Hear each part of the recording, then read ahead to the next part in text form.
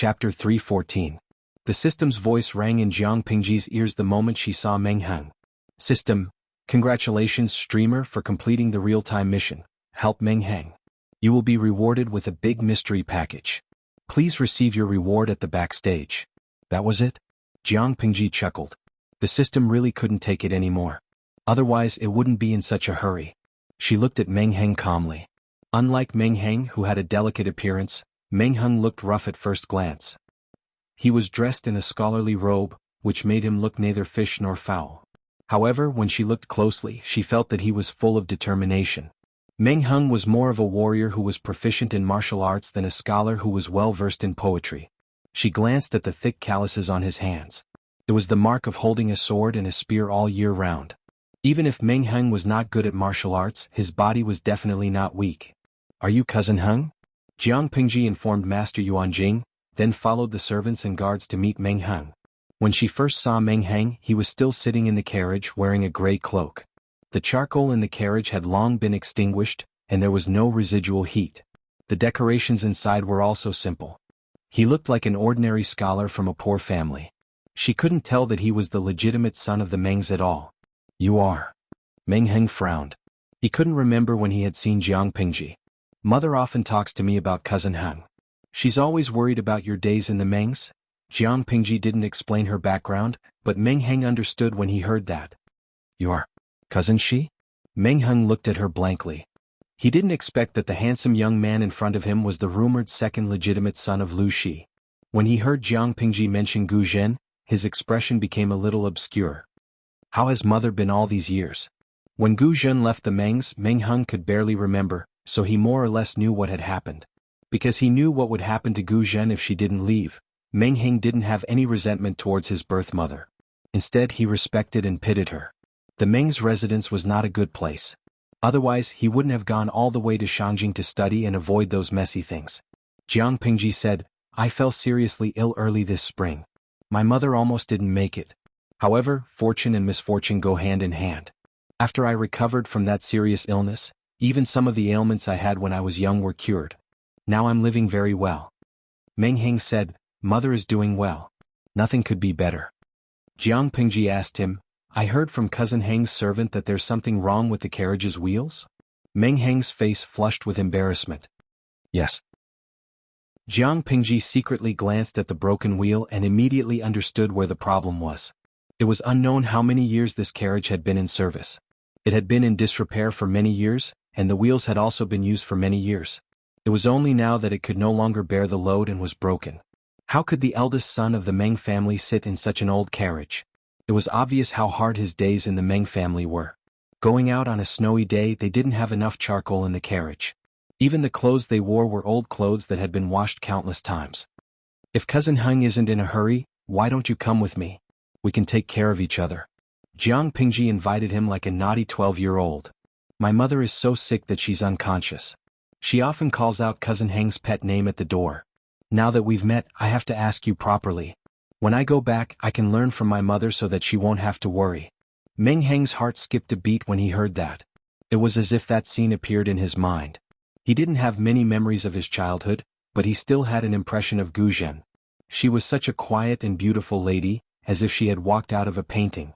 One couldn't help but sigh at the peace of life. Now that she was still thinking about him when she was seriously ill, how could he not be touched? His heart warmed up. He said, If that's the case, I'll have to trouble you. My mother has remarried many years ago. It's a pity that I haven't visited her. Cousin Shi, can you tell me more about my mother? Of course. Jiang Pingji brought 3 carriages with her. She could still spare one for Meng Heng after tidying them up a little. Knowing that Master Yuanjing, who was famous throughout the 9 prefectures, was in the carriages, Meng Heng was stunned. He was so stunned that he couldn't react. Cousin Shi, have you studied under Master Yuanjing? No, Master Yuanjing is very strict when it comes to accepting disciples. I've only studied at Master's Academy for a few years and I've learned a lot. Meng Heng didn't look like a clever person based on his face, but he was very honest with his words and actions. When he heard that his cousin could study at Langyi Academy, he couldn't help but nag a little. It was nothing more than to urge him to study hard and make progress every day. If it was a delicate young man, he would definitely show an impatient look, but Jiang Pingji enjoyed it very much. Meng Heng was like a lotus flower that was bred in the swamp of the Meng's manor. It was very unique. Master Yuanjing's students were very temperamental. Not everyone got along with them. Some classmates had only spoken a few words to each other for a few years. Their friendship was very thin and they were quite averse to outsiders. Meng Heng noticed this, so he spent most of his time in the carriage. He occasionally came out to talk to Jiang Pingji, but he rarely talked to Master Yuanjing's students. After Jiang Pingji completed the triggered mission that was not difficult at all, she ignored the big mystery package in the backstage mailbox. The system couldn't stand it and urged her to open it, but Jiang Pingji said, "I'll open it on an auspicious day when my face is good." System, I have something to say now. She didn't provoke the system, so she found a chance to ask Wei Ci the next day. I heard from Master Yuanjing that Zixiao is proficient in the 8 diagrams of changes. Can he read people's faces? Wei Ci lifted the curtain of the carriage and asked Jiang Pingji with his eyes. What kind of demon was she trying to be? What do you think of my luck today? She asked. Wei Ci's face turned green after he heard that. He looked at Jiang Pingji with some unfriendliness. I'm asking sincerely. I'm not trying to tease you. He continued to look indifferent. Her glabella is red, and the evil aura won't invade. This is great luck. He had never seen her glabella turn black.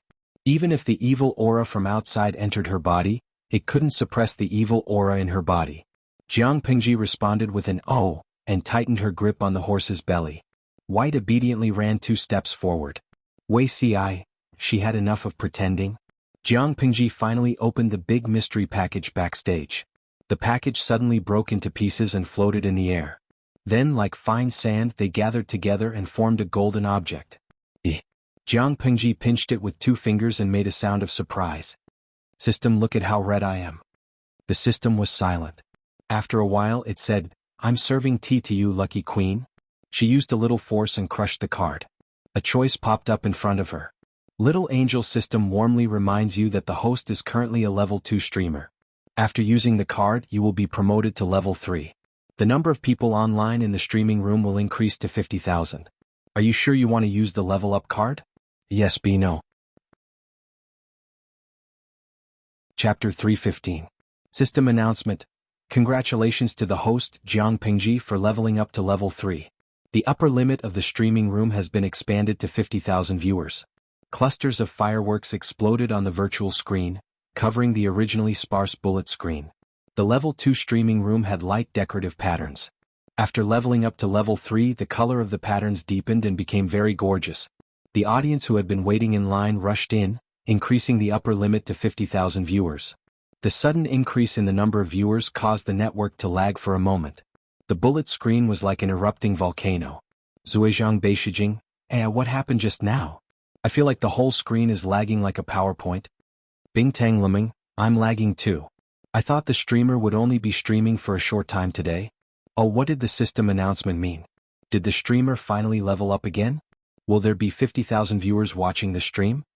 Lao Ciji Lianming, seeing the screen full of fireworks, I looked at the interface.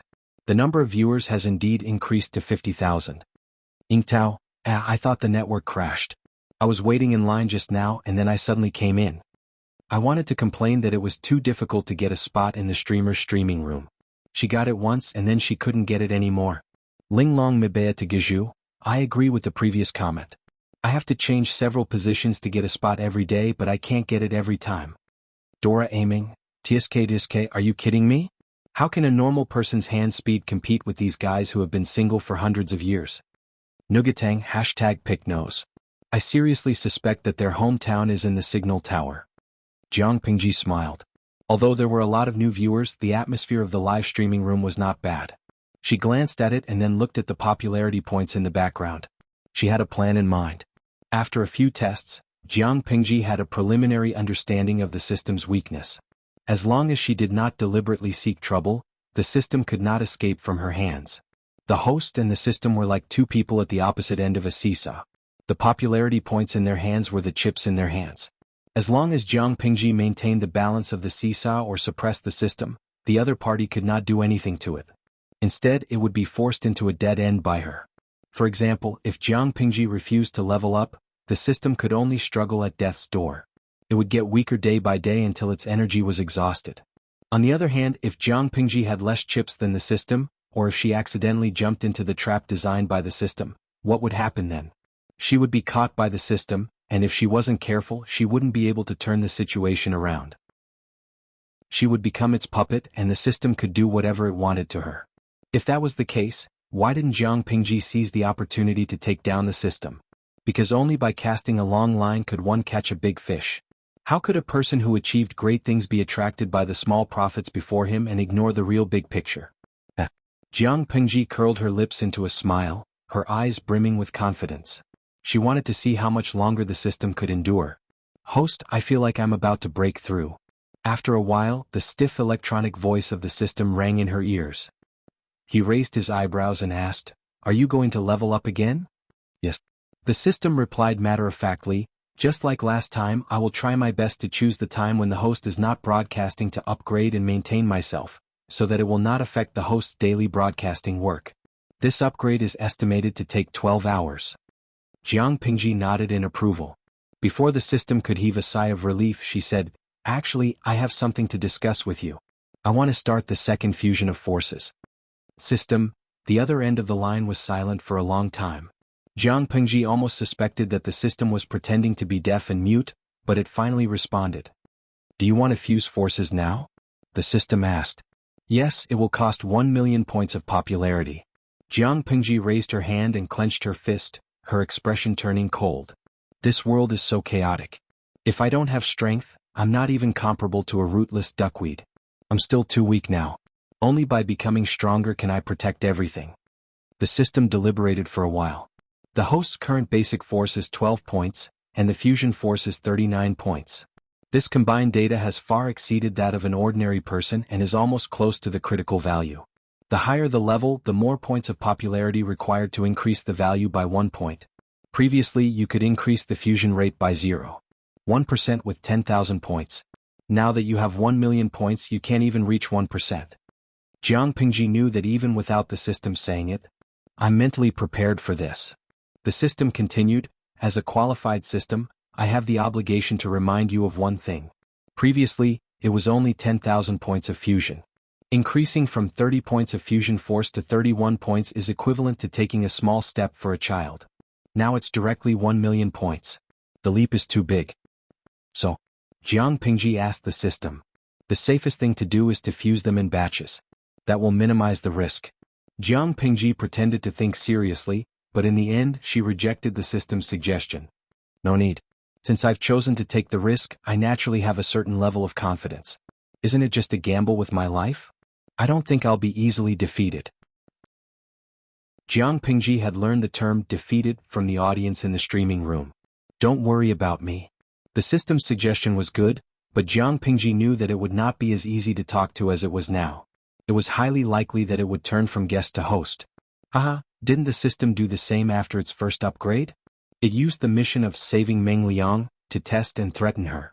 If she had not resisted it, the situation would have been different. Therefore, she needed to increase her bargaining chips before the system's second upgrade. "System, who the hell would worry about you?" It was snowing heavily now. The snow from before had melted and turned into ice. The road was very difficult to walk on. To ensure safety, they set up several bonfires in the open area and prepared to spend the night there. Jiang Pingji instructed Takshu and rode into the forest. Even Jiang Pingji didn't dare to say that she could easily endure the pain of the fusion of force. If they did it in the carriage, it might cause a commotion. It would be hard to explain if someone saw her grimacing and in pain. "This is fine." Jiang Pingji's night vision was excellent. She rode white to the nearest stream. "Host, are you sure you want to use 1 million points to continue the fusion?" "Yes, B, think about it. Decisively choose A." With the previous experience, Jiang Pingji was not anxious. Instead, she sat quietly by the stream and waited for the fusion to begin. As expected, after a few breaths, a sharp pain without warning swept through her body. It was fierce and intense, completely different from the first fusion. She secretly gritted her teeth and grabbed the pebbles by the stream with both hands. She clenched her fingers so hard that she left finger marks on them. The moonlight was as cold as water. When it fell on her face, it reflected a ghastly white color. She looked like a lifeless ghost. The color of her lips turned from green to purple. Because of the pain, her eyeballs were wide open. The corners of her eyes hurt as if they were about to split open. Chapter 316. Kacha. The pebble in Jiang Pingji's hand shattered. Her fingertips split open and blood stained the gravel. She curled up in pain. Her consciousness was attacked by waves of pain, but she still stubbornly held on to the last trace of clarity. Her lower lip was bitten and there were several teeth marks. She could not help but groan from the corner of her mouth. In just a few breaths, wriggling blood-colored snakes slowly flowed out of her eyes, nostrils and ears. The air gradually filled with the smell of blood. White was an intelligent warhorse from the northern borderline. Jiang Pingji's current situation made it anxious. Its hooves kept rubbing against the ground. Plop. The sound of a heavy object falling into the water was heard, causing a large splash. It turned out that Jiang Pingji's entire body had fallen into the stream. White snorted and anxiously circled a few times on the spot. Then it turned its head and ran out the way it came from. It was already late at night. Except for the servants and boy servants on night duty, most of the people were already asleep. The scholars who liked to read at night were still in the carriage reading slowly by candlelight. Lu Jing fell asleep after eating and drinking. He grabbed the bedding and rolled himself into a spring roll. Wei Ci wore a cloak and leaned against the carriage to read carefully. Perhaps it was because he had had a different experience, but now that he was going back and reading these familiar contents, he actually had a different understanding of them. Seriously. After reading a book, Wei Ci gradually felt sleepy. Just as he was about to sleep with his clothes on, he saw Lu Jing sprawled out on his back. His sleeping posture was extremely carefree and took up more than half of the carriage, making him feel as if he had nowhere to put his feet. He should not have taken in Lu Jing, who was friendly with him. Who knew that his sleeping posture was so bad? He despised it. Is there the sound of horse hooves? He was about to wake Lu Jing up when he vaguely heard something. He lifted the curtain of the carriage. There was no movement from the servants on night duty outside. He could not help but wonder if he had heard wrongly. He muttered in a low voice. Maybe I heard wrongly. After a while, the servant on night duty stood up. He widened his eyes and said, "Isn't that Lu Longjuan's horse?" White's whole body was snow white. There was not a single strand of hair. It was vigorous and it was a warhorse from the northern borderline with excellent bloodlines. It was very eye-catching at night. Lu Langjun? Upon hearing this form of address, Wei Ci's heart skipped a beat. He put on the cloak that was draped over his shoulders and tightened it around him. Then he took the hand warmer and alighted from the carriage. What happened? There were 5 servants on night watch, and one of them had already stepped forward to take the reins from Big White's neck and lead the agitated Big White over. Your servant doesn't know either. It seems like something happened when the horse came from that direction. Wei Ci frowned and stepped forward. Big White rubbed its head against his chest and snorted a few times, looking very impatient. Could it have discovered something? Wei Ci raised his eyebrows, an ominous premonition rising in his heart. This horse was naturally arrogant. During the day many people looked at it enviously. No matter how much they tried to please it, it was too lazy to bite them. If Dabai had discovered something, he would have gone to find his master instead of wasting time with an outsider. You guys stay here, I'll follow the horse to take a look. If I don't come back in an hour, then inform master and the others. Although Wei Ci was a scholar, he was also proficient in the 6 arts of a gentleman. His horsemanship and archery skills were not as good as those of a military general, but they were not just for show. Sorry for offending you. Take me to your master. Wei Ci stroked Big White's mane, grabbed its reins and flipped onto the horse's back. Surprisingly, Big White did not throw him off. Looking at Big White and Wei Ci, the servants looked at each other and could only do as they were told. The stream was not very far from where the carriages were camping. It would only take a quarter of an hour to travel back and forth on Big White. Wei Ci thought that something had happened to Jiang Pingji. He was so scared that his lips turned white. He almost got thrown off by Big White. However, there were many trees in front of him so he could not see clearly. But he was not deaf. The sound of the water was clearly. Before Wei Ci came over, Jiang Pingji had already woken up from the stream. She was in good spirits but her legs were still weak. It was difficult for her to even lift her fingers. Relying on her good health, she simply soaked in the cold stream water to adjust her breathing.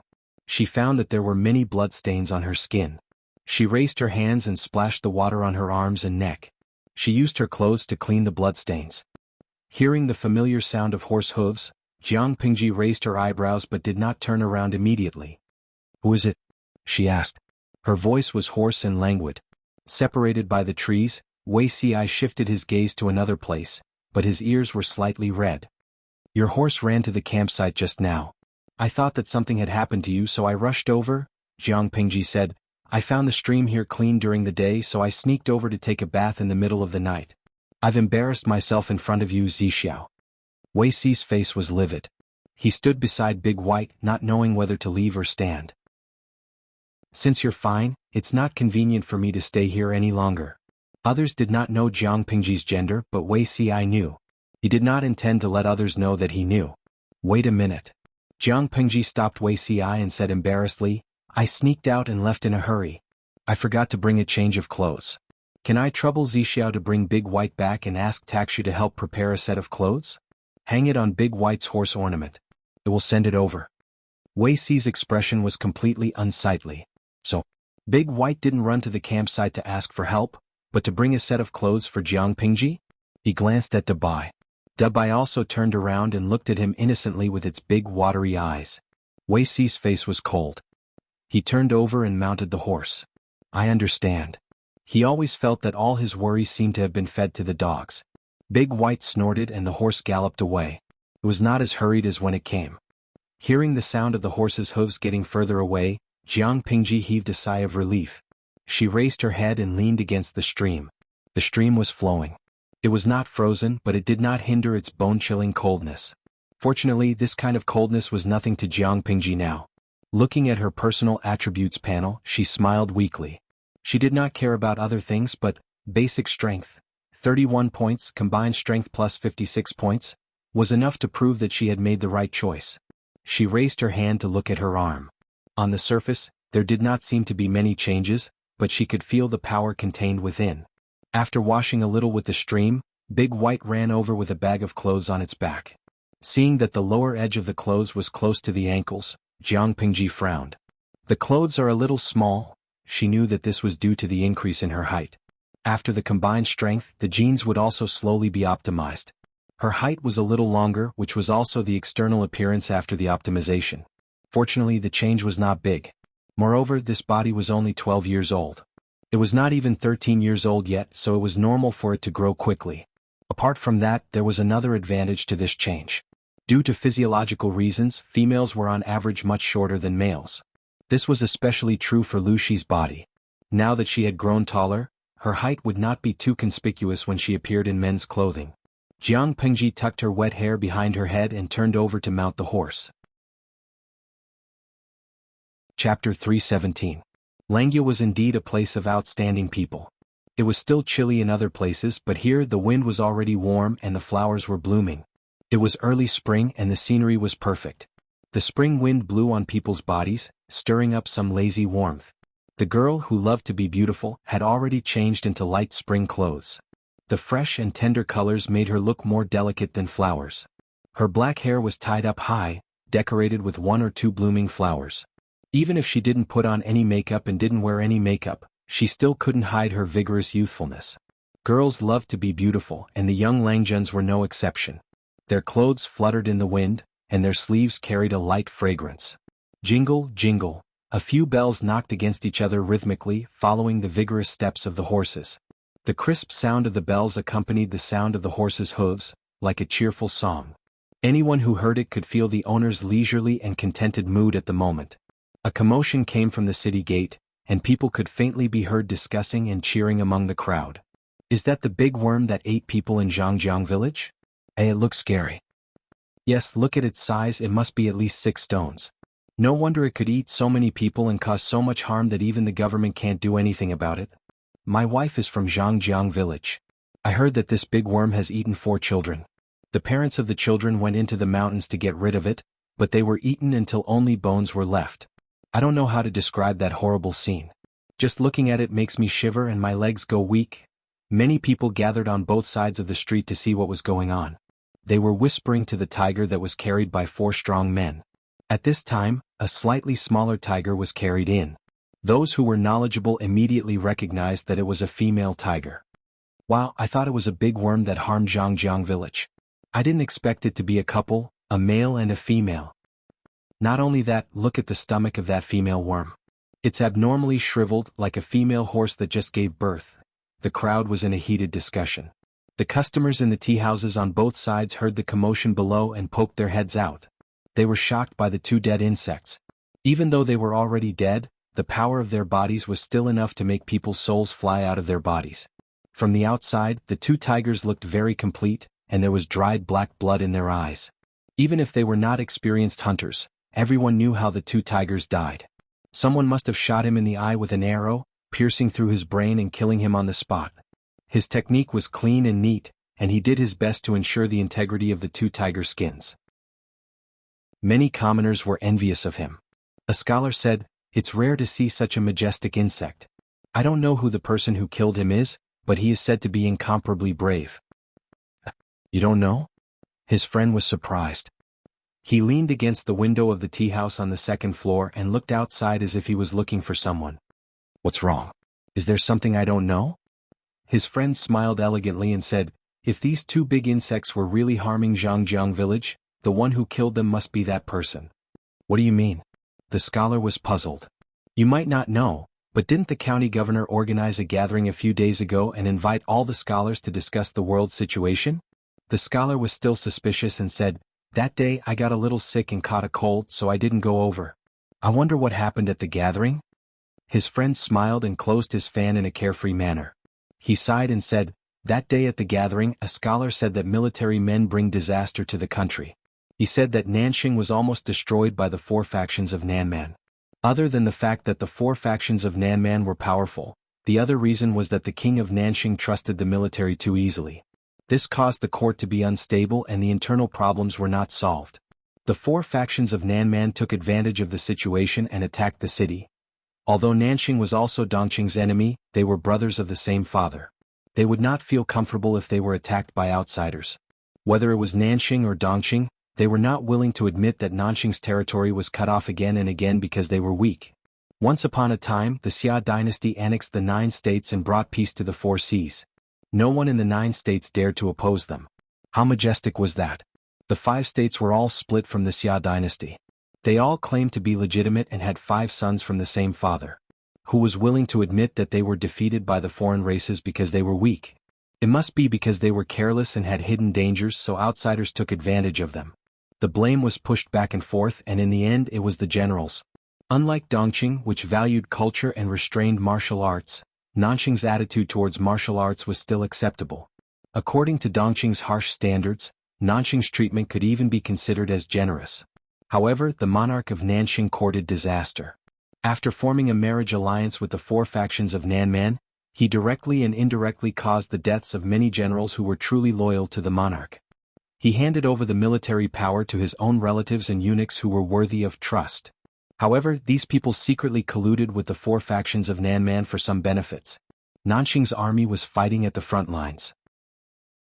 Whatever deployment they made, the confidant of the monarch of Nanxing would sell this information to the 4 factions of Nanman. Under such circumstances, they could still win unless the 4 factions of Nanman were all blind and fought by instinct. Anyway, no matter what, the blame was unanimously pushed to the generals. This indirectly caused Dongqing to suppress the generals even more. The scholar listened to his friend's retelling and felt that there was nothing wrong with this. However, he still could not understand. What did the conflict at the assembly have to do with the big worm? His friend continued, that scholar had just finished speaking when someone smashed a cup on his head. His forehead was bleeding. The scholar sucked in a breath of cold air. This was an assembly organized by the county chief, who had the guts to make a move in public. How dare he make a move? His friend explained to him, saying, not only did that person make a move, he even said something impudent, almost angering that scholar to the point that 1 Buddha was born and 2 Buddhas ascended to heaven. Guess what that person said? The scholar's interest was instantly piqued. He asked, what did he say? His friend thought about it and imitated the person's tone. You're just a chicken. Don't talk about smashing a cup on you. Even if someone slashed you twice, you'd still come back for me to see. You're eloquent with your words, but you're just an embroidered pillow that looks good but is useless. If you have the energy to talk here, why don't you go home and recuperate? Don't let your wife complain that you can't lay eggs again. When the scholar heard this, he suddenly felt a toothache. These words are too vicious. His friend nodded in agreement as if he had just survived a disaster. It was not vicious at all. The situation was almost out of control. That scholar had abandoned his manners and rolled up his sleeves, ready to fight with his life. Needless to say, that scholar did not gain any advantage. Chapter 318. The scholar thought about it carefully. It seemed that there was nothing wrong with what he said. But the problem was, did this matter have anything to do with the two big insects? His friend continued, because the troublemaker Lang Jun has some background, the county chief did not want to make a big deal out of it. He hoped that the two of them could settle their grievances privately. The troublemaker said, "Yesterday I heard from the girls in Wangchun Tower that there were man-eating insects in Zhangjiang village that were harming the people. Do you think that your mouth is so scary? Why don't we make a bet? Let's see if your mouth can kill those insects or if the bow in my hand can make them die. You always trample on martial artists. How did the founder of Dongqing start his career? Forgetting his ancestors." The scholar smacked his lips. He suddenly felt that although the troublemaker Langjuan's mouth was a little poisonous, he was a real person. Not to mention anything else, just the fact that he had the guts to kill the insects as a bet showed how heroic he was. Then these two big insects, were they hunted by that Langjun? Probably 8 or 9 out of 10. His friend nodded. I have a good friend studying at Langi Academy. He has heard about that person. He was born with great strength and was strong enough to lift a cauldron. It is not impossible for him to kill two big insects. On the other hand, I heard that the scholar has been loitering in the brothel. He is lazy and has a lot of wives and concubines in his backyard. He can't even ride a horse or draw a bow, let alone kill the insects. As soon as he finished speaking, a few strong men had already carried the two tigers onto the street with some difficulty. The people on both sides of the street were curious. It was as if a cat was scratching their hearts, but they did not dare to go forward for fear that the tigers would come back to life. Ding ding. The crisp sound of the bell was even clearer. It came from afar. The scholar could not help but open his eyes wide and stared at the source of the sound. A teenager who was about 15 or 16 years old was leisurely sitting on the back of a horse. He did not even hold the reins. The horse he was riding on was snow white with strong limbs. What a handsome war horse. The scholar sighed. The teenager on the horse seemed to have heard his compliment. He looked up and caught his gaze, which made the scholar a little embarrassed. At this moment he finally saw the young man clearly. It was different from the wide-sleeved Confucian robes that scholars like to wear nowadays. The sleeves were very narrow, but it was also different from what the foreign tribes wore. From the appearance alone, it still retained the distinct characteristics of Dongqing. It should have been modified from the basis of the Confucian robes to make it more convenient for movement. The young man wore a simple and neat silver ring around his neck. 2 sachets and other accessories hung from his waist. He wore a pair of brown, wide-toothed wooden clogs and a pair of snow-white socks. The weather was not very warm, and people with weak bodies would need to put on 2 more spring clothes before going out. However, this young man did not seem to notice, and his clothes were light and simple. Looking at the young man's face again, his dark and heroic eyebrows were slightly raised, making his entire face look lively. As for those eyes, it was unknown whether it was a psychological effect, but when the scholar met the other party's gaze, he suddenly felt guilty and wanted to avoid it. It was as if he could see through everything and no one dared to look at him directly. The bridge of his nose was high and his thin lips were slightly curled. He seemed to be smiling but did not, giving people a sense of closeness. Even the most picky person could only say that he was a handsome young man when looking at this plain face without any makeup. The snow-white warhorse was also extraordinary. There was a bloody bow and arrow on the horse's back. Even though it was surrounded and discussed by so many people, it did not move at all. It was like it was taking a leisurely stroll, and its owner seemed to be at ease with the reins. The man and the horse were actually such a good match. As the scholar thought about it, he suddenly realized that the young man was holding something in his arms. Ah, that's the cub of the big worm. The people with sharp eyes widened their eyes. They realized that the thing in the young man's arms was wriggling slightly, and a head popped out. It looked like a milk cat, with its eyes slightly closed and its mouth contentedly, as if it was very comfortable to be held by the young man.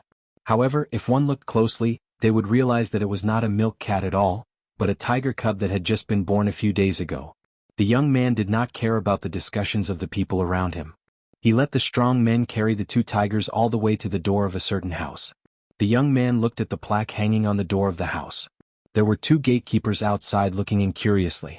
She rolled up her horsewhip and pointed it at the plaque. She said arrogantly, "Walk around this house a few times. Every time you walk around you'll pay 6 more coins."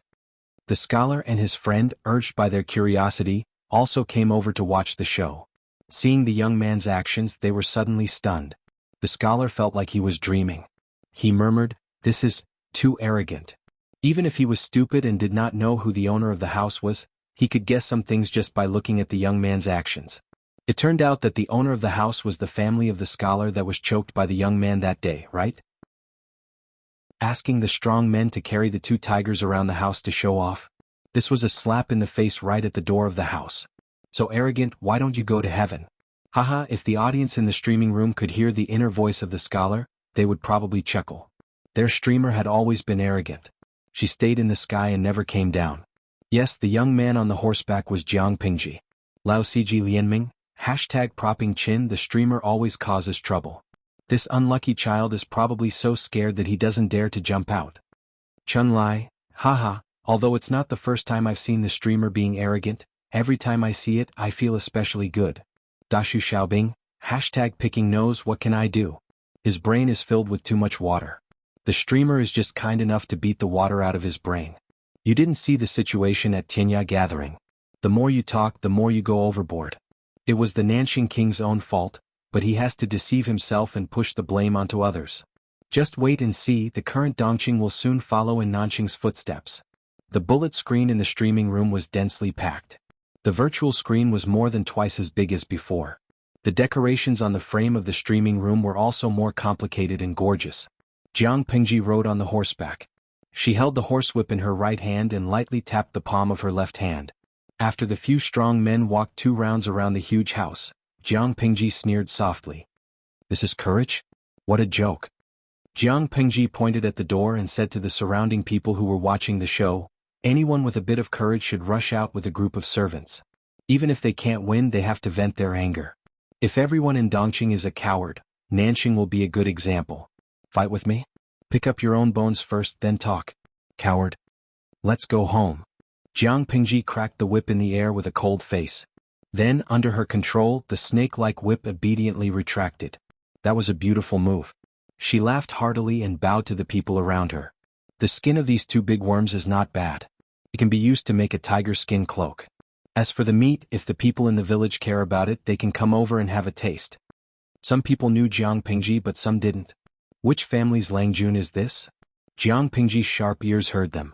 She turned her head to look in that direction and spoke to the people who spoke. Chapter 319. Those families with ordinary backgrounds would only be able to taste some meat during festivals or on important days. Most of them would be raising their own hens. They wouldn't even be willing to go to the market to buy pork, let alone eating the meat of the giant worm. The audience in the streaming room saw that Jiang Pingji got someone to skin the 2 tigers and divide their meat on the spot. To Ciji Jiwu, "Host, are you kidding me? If you did this to us, you would be called over for tea." To Do Nyo Gafen, "Wild animals are now protected by the country. Host, what you did was not just inviting them over for tea. You got shot, okay?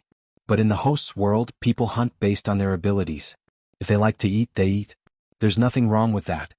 Lao Ciji Lianming, "Ha, you're saying that the host doesn't love animals? She doesn't even love humans. If she gets mad, she'll twist off a human's head for you to see." Nongfu Shanquan Yudiangshuan, "They're just a group of indignant keyboard warriors. Didn't you see that the host has been too lazy to care about them for so many years?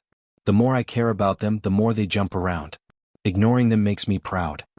To put it bluntly, if the host was not in a different dimension from them, but in the same world, they wouldn't even dare to fart if they had the chance to face her, let alone scold her with the keyboard. "Cafeteria auntie, you're just a group of idiots. You're using your own way of thinking to judge people from another world.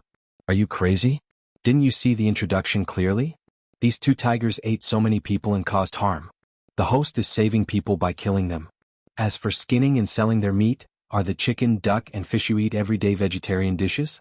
You're overflowing with love and there's nowhere to vent it. What do fu do? If you have the time to scold here, why don't you turn around and search for fur? A group of people who are more sages than saints." The audience had just sent the message over when a bunch of insults and crusades came from behind. In Hua Nation, where the audience was from, people would even criticize a certain place for eating dog meat, let alone a live broadcast of hunting a tiger, manually skinning it, and even publicly dismembering the tiger couple's carcasses and giving them to the people as a dish for dinner. cruel and inhumane. Ishuangjuzi, I can't stand it anymore. I've never seen such a cruel executioner. Do you even have the heart to hunt animals? Animal Protection Association. Skinning? That's so cruel. Didn't the country advocate that if there was no trade, there would be no killing? How could this kind of dog food like live broadcast room be open for so long and not be blocked by 404? I have already reported you to the top right, no thanks. A bunch of big grapes. There will be retribution for killing animals. I hope that the host's entire family dies, that her sons become eunuchs, and that her daughters become prostitutes. Host is a pig. You're a beast worse than a pig or a dog. This kind of trash host should just die. Host is spicy chicken. Go to hell. Go to hell. Go to hell. These insults were still considered light, but the content of the more excessive greetings to the 18 generations of ancestors was extremely unbearable to look at. Jiang Pingji couldn't be bothered with him and didn't open her mouth to refute. Just as the other livestream viewers had said, the more they paid attention to these clowns, the more they jumped. Jiang Pingji had always dealt with it coldly. In other words, her brain simply could not process the information that was even more worthless than rubbish. However, her fans who supported her would not give up. They directly started a war of words in the streaming room, and it became a chaotic mess. Regarding her good mentality, a viewer who had followed the streaming room for more than 3 years sighed with emotion. Pepsi Cola, I suddenly have a lot of respect for the host's psychological ability. Nowadays, online violence is getting more and more severe. Many bright and beautiful public figures have been forced to suffer from depression because of the pressure of public opinion. The host has been cursed by the keyboard warriors for more than 3 years, but her mentality is still so good. Jiang Pingji was using a lotus to wrap up the meat that had been divided and distributed to the people who came to join in the fun. She caught a glimpse of this from the corner of her eye and suddenly smiled. Host V, it's not that I have a good mentality. In fact, my temper is very bad. The reason why I didn't refute them is because they haven't completely evolved. Why should I care about the language of a group of non-human beings? Secondly, if the feces in the toilet stinks you, will you step on them or bite them? The most correct solution is to flush it directly. Why bother so much? It was also because they were in different dimensions. If they were face to face, she would beat up the whole family of those who dared to speak rudely to her. Naturally, Jiang Pingji's arrogant words and actions directly touched the sensitive points of those people. They wished they could stay in the streaming room 24 hours a day and use all kinds of unbearable words to greet her. Jiang Pingji calmly divided all the meat and even gave the bones to the people to take home to make soup. She didn't spare any attention to them at all. As for the 2 intact tiger skins, they would be taken care of when they got home. She placed the 2 tiger skins on the back of the horse and rode White back leisurely. She bought a small courtyard with 2 entrances in Langi. It was very close to Langi Academy, so it was convenient for her to go to school or visit friends and relatives. Langjun, you're back. As soon as she arrived at the door was already opened and a gatekeeper in brown clothes walked out. She threw White's reins to the gatekeeper. Yes, White ran a lot today. Feed it more high-quality horse grass. White seemed to understand her words. It happily snorted and wanted to stretch its head to rub against her. Don't worry, Langjun. Your servant will do it now. Oh yes, find a skilled craftsman to deal with these 2 tiger skins. I plan to give them to my sister as a dowry. The tiger skin was not very expensive, but the 2 tiger skins that Jiang Pingji peeled were very good. They were bright and shiny, which was really rare. Even if they were given to Lu Shi's daughter as a dowry, it would not be embarrassing. It would be a good story to say that a brother took care of his sister. The gatekeeper listened and valued it even more. He did not dare to neglect it. Jiang Pingji was humming a light song. She was in a good mood. Takshu, are the luggage ready? As soon as she entered the door, Takshu came out to greet her. There was a thin layer of sweat on her forehead. It's ready. The things to bring to the second Yangzi are also ready. Takshu was wearing a simple dress. She was even more beautiful now. She had the charm of a mature woman. Langjun, you're back from hunting. Do you want to have a hot bath? There's no hurry. I'll bathe later. Jiang Pingji took Takshu's handkerchief and wiped her face. Wuma Jun has been getting more and more attention from the government these years. He has become the most favored son besides the crown prince. The court officials are all watching him. My sister is going to marry him and become his wife. The Lu family can't slack off. The dowry doesn't need to be outstanding, but it can't be a joke. Chapter 320. Langi was a prosperous place with a good business atmosphere. There were many good things there. Coincidentally, Jiang Pingji had been studying in Langi for 3 years. The second lady wrote a letter to Jiang Pingji to help with the preparations. It was also to show that the Lu residents valued the concubine's daughter and the marriage. Because Lu Shi was in Chongzhou, he had no time to send the concubine's daughter off. This task naturally fell on Jiang Pingji's shoulders. Of course, even if Lu Shi was free, he would not give the concubine's daughter so much face. Moreover, she was not even his daughter. Taksha sighed. Lang Jun treats the second Yangzi so well. Jiang Pingji listened and smiled without saying a word. Would she treat a concubine's sister well that she had never met? Tiske, a weasel paying a visit to a chicken. What good intentions could there be? It was definitely not a good thing for a concubine's sister to marry Wuma Jun. Looking at Taksha's graceful figure leaving, Jiang Pingji frowned slightly. The audience in the streaming room drooled. Lao Ciji Lianming, it's a pity. If the streamer was a man, such a delicate beauty could be kept in the room. Nongfu Shanquan Yudiangshuan, #picknose. The streamer is not such a crazy person. Do you think everyone thinks with their lower body? Panda Sai, I also think it's a pity. She's such a beauty and she grew up with the streamer. Instead of marrying out and being defiled by the men of this era, it's better for the streamer to protect her. I think no one is better than the streamer. Faced with the stream of emotions, Jiang Pingji could not help but laugh. What was that saying again? The green bamboo snake's mouth, the wasp's tail in battle. Some blessings could not be enjoyed. As she was thinking, Takshu, who had already left, entered the room again. She bowed and said, Langjun. Wei Langjun came to the residence to send a visitation card. Zixiao? What is he doing here at this hour? Jiang Pingji's brows furrowed. She secretly thought about Wei Si's purpose for coming to the residence. In the 3 years that she studied in Langi Academy, she had almost no interaction with Wei Si. He had his own circle of friends. Jiang Pingji would not take the initiative to get close to him. Moreover, he would go out for half a month to visit relatives and friends. They did not meet each other much. More than half a month ago, she vaguely heard the students of Langi Academy mention that Wei Si had gone out again. Calculating the time, she reckoned that he had just returned. Why would he come to her residence to send a visiting card? With that in mind, she did not let them wait for long and went straight to the reception pavilion to meet Wei Si. Jiang Pingji sat down on the master's seat and said with a smile, "What a rare guest. Zixiao actually took the initiative to come to my humble abode." 3 years had passed and Wei Si was now a young man in his early 20s. Compared to 3 years ago, he looked more handsome. Probably because of the long journey, he seemed to have lost a lot of weight. The green clothes on his body actually seemed a little empty. Upon hearing the teasing, Wei Si covered his mouth with his hand and coughed lightly. The voice was slightly hoarse and nasal. It seemed that this person was not only tired from the long journey, but also not feeling well. Did you catch a cold or something? Why don't you get a doctor to take a look? Wei Si shook his head and slowed down his breathing, suppressing the urge to cough. However, the green color under his eyes added a sickly look to his face. No matter how one looked at it, he did not look fine. He said, "I'm fine. It's just that I accidentally caught a cold the day before yesterday and am feeling a little unwell." Jiang Pingji nodded and waited for Wei Si to state the purpose of his visit. Sure enough, Wei Si had his own purpose for visiting. "Lanting, I heard that you're going to send off your sister's marriage to Shangjing?" After all, they were classmates in the academy. Wei Si did not call Jiang Pingji so distant. Instead, he called her by her courtesy name like others did. "This matter, if it can be avoided, try your best to avoid it." Jiang Pingji was puzzled and asked, "Zixiao must have his reasons for saying this. I don't know why, but why can't I go?" Wei Si said, 3 years ago the government sent troops to help Nanxing. On the surface, it seemed that they were fighting and repelling the 4 factions of Nanman together with the other countries. In reality, the 4 factions of Nanman had no intention of destroying Nanxing.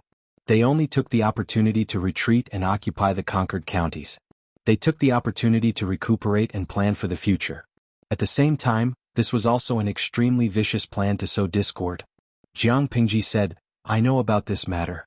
The 4 factions of Nanman stopped their attacks not because they were really defeated, but because they gave Nanxing a chance to breathe.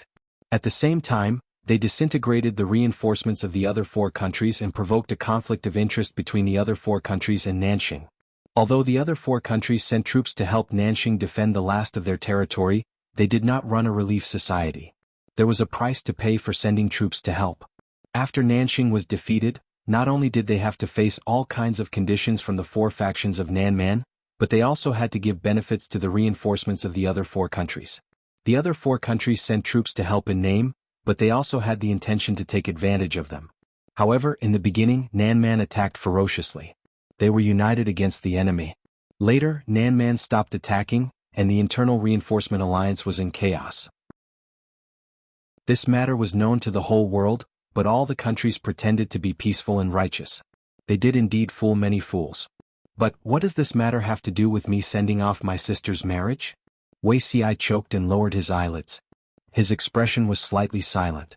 Jiang Pingji was not in a hurry. She waited for him to speak. When the spring plowing is over, Nanman will definitely make a big move. Nanxing is probably going to perish. Next, Dongqing will face the predicament of being attacked from both the north and the south, Wei Xi said. The external threat is so obvious, but there are also many internal problems. The situation in Shangjing is extremely serious. It is almost to the point of being in a state of panic. One by one, they are still living in a drunken stupor, unaware of the changes in the outside world. They are passionate about internal strife. The 4 princes have grown up and each has their own backing. The fight for the throne is interspersed with the increasingly serious struggle between different factions. If you go to Shangjing, I am worried that you will not be able to return. When he was anxious, he did not even address himself as Ci anymore. He directly addressed himself as I. Jiang Pingji raised her eyebrows. I will not be able to return? Don't underestimate those relatives and eunuchs. When they go crazy, they are not afraid of anyone. Jiang Pingji was calm and played with the teacup in her hand. I will consider what you said carefully. However, regarding the matter of sending off my sister's marriage, even if it is a dangerous place, I have to go. Wealth comes from danger. I don't know that those relatives and eunuchs are colluding with each other to create trouble. But don't worry, these useless fellows will not be able to touch a single hair of mine. Wei Xi pursed his lips. His expression became complicated. Jiang Pingji suddenly said, I am not that weak. I know. Then you can relax and wait for a good show. In the eyes of others, Shangjing may be a dangerous place, but for her, it was definitely the beginning of her journey to the 9 states and 4 seas. Chapter 321. Brother Ci, father is having tea in the front hall. Wei Ci came out of Jiang Pingji's house and went to visit his master's house after a short rest. Although Master Yuanjing was famous in Zhozhou and was the most famous scholar in the world, he lived a simple life. His house was neither too big nor too small, and the scenery in the house was very casual. The scenery in the yard was arranged bit by him, and it had a natural wildness to it. He just raised his hand to knock on the door, and the door opened by itself. A slightly immature and energetic face peeked out from the door. The person who opened the door was his master's youngest daughter, who was also his most beloved daughter, Zhu Qingning. Wei Xi smiled, folded his sleeves and said, Is this master's foresight again? Qingning directly destroyed Master Yuanjing's pretense and said playfully, No, it's obvious that Sanwu in the yard suddenly ran around happily, and father couldn't do anything about it. He then knew that brother Ci was here. It's not as powerful as you said. Sanwu was a kitten that Master Yuanjing picked up by accident. She had a difficult birth, and Wei Ci happened to be a guest in the house, so she was asked by Qingning to help. In the end, she successfully gave birth to 4 pure black kittens. It was probably because of this that Sanwu was very close to Wei Ci. Because of this, Wei Ci was often teased by a few classmates who were on good terms with him. Of course, there were also malicious mockery. Those people maliciously mocked him, saying that if he did not achieve anything in the future, he could become a midwife. Wei Ci only smiled at those malicious words and did not take it to heart. Thinking of his master drinking tea in the hall and being harassed by Sanwu in all kinds of ways, he could not help but smile. Qingning saw his expression and could not help but blush. She was a step behind and followed him with small steps. She gently bit her lower lip and asked shyly, Brother Ci, did you just come back from visiting friends? Yes, Wei Ci said, Master's birthday is at the beginning of March. I have to come back early no matter what. Qingning replied with an "oh" and said with her head down, then, Brother Ci, do you remember what the 16th of February is? 16th of February? Wei Ci was stunned. I know that the 15th of February is the flower festival. What is the 16th? Qingning revealed a disappointed expression and tried her best to conceal the unhappiness on her face.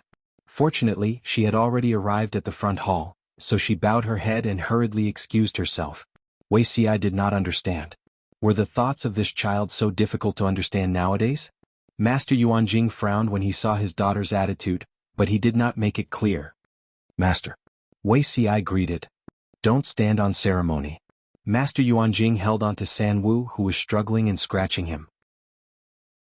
He tidied up his messy sleeves and looked a little embarrassed. Wei Xi held back his laughter and said, Master, if you can't carry San Wu, then let your disciple do it and carry San Wu on your behalf. Just as he finished speaking, Master Yuanjing let go of him. The three of them rushed into Wei Xi's embrace and found a comfortable spot to lie down. Master Yuanjing secretly twitched his mouth. Another one was seduced by a young man. Even an old man was despised by him. I saw you chatting happily with Wunyang just now. What did you talk about?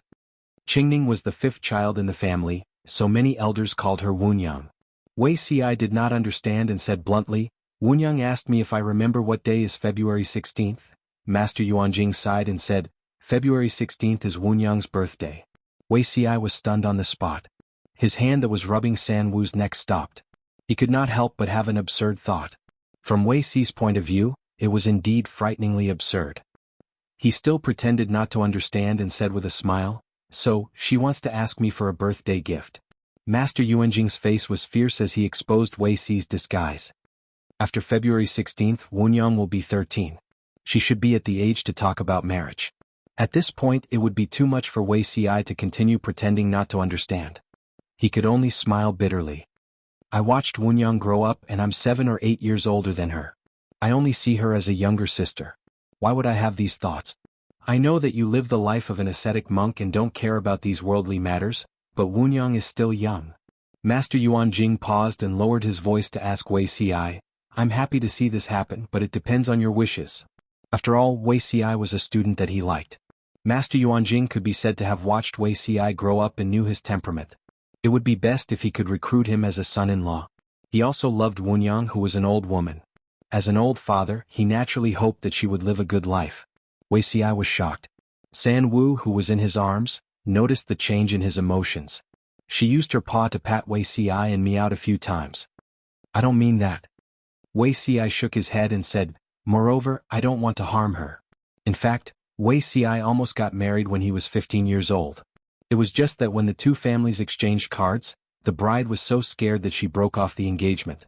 Not only did he break off the engagement, his reputation was almost completely ruined. Those who were still willing to be friends with him were all true friends. Wei Xi treasured them very much. No matter which family it was, if they saw Wei Xi's horoscope, who would dare to marry him?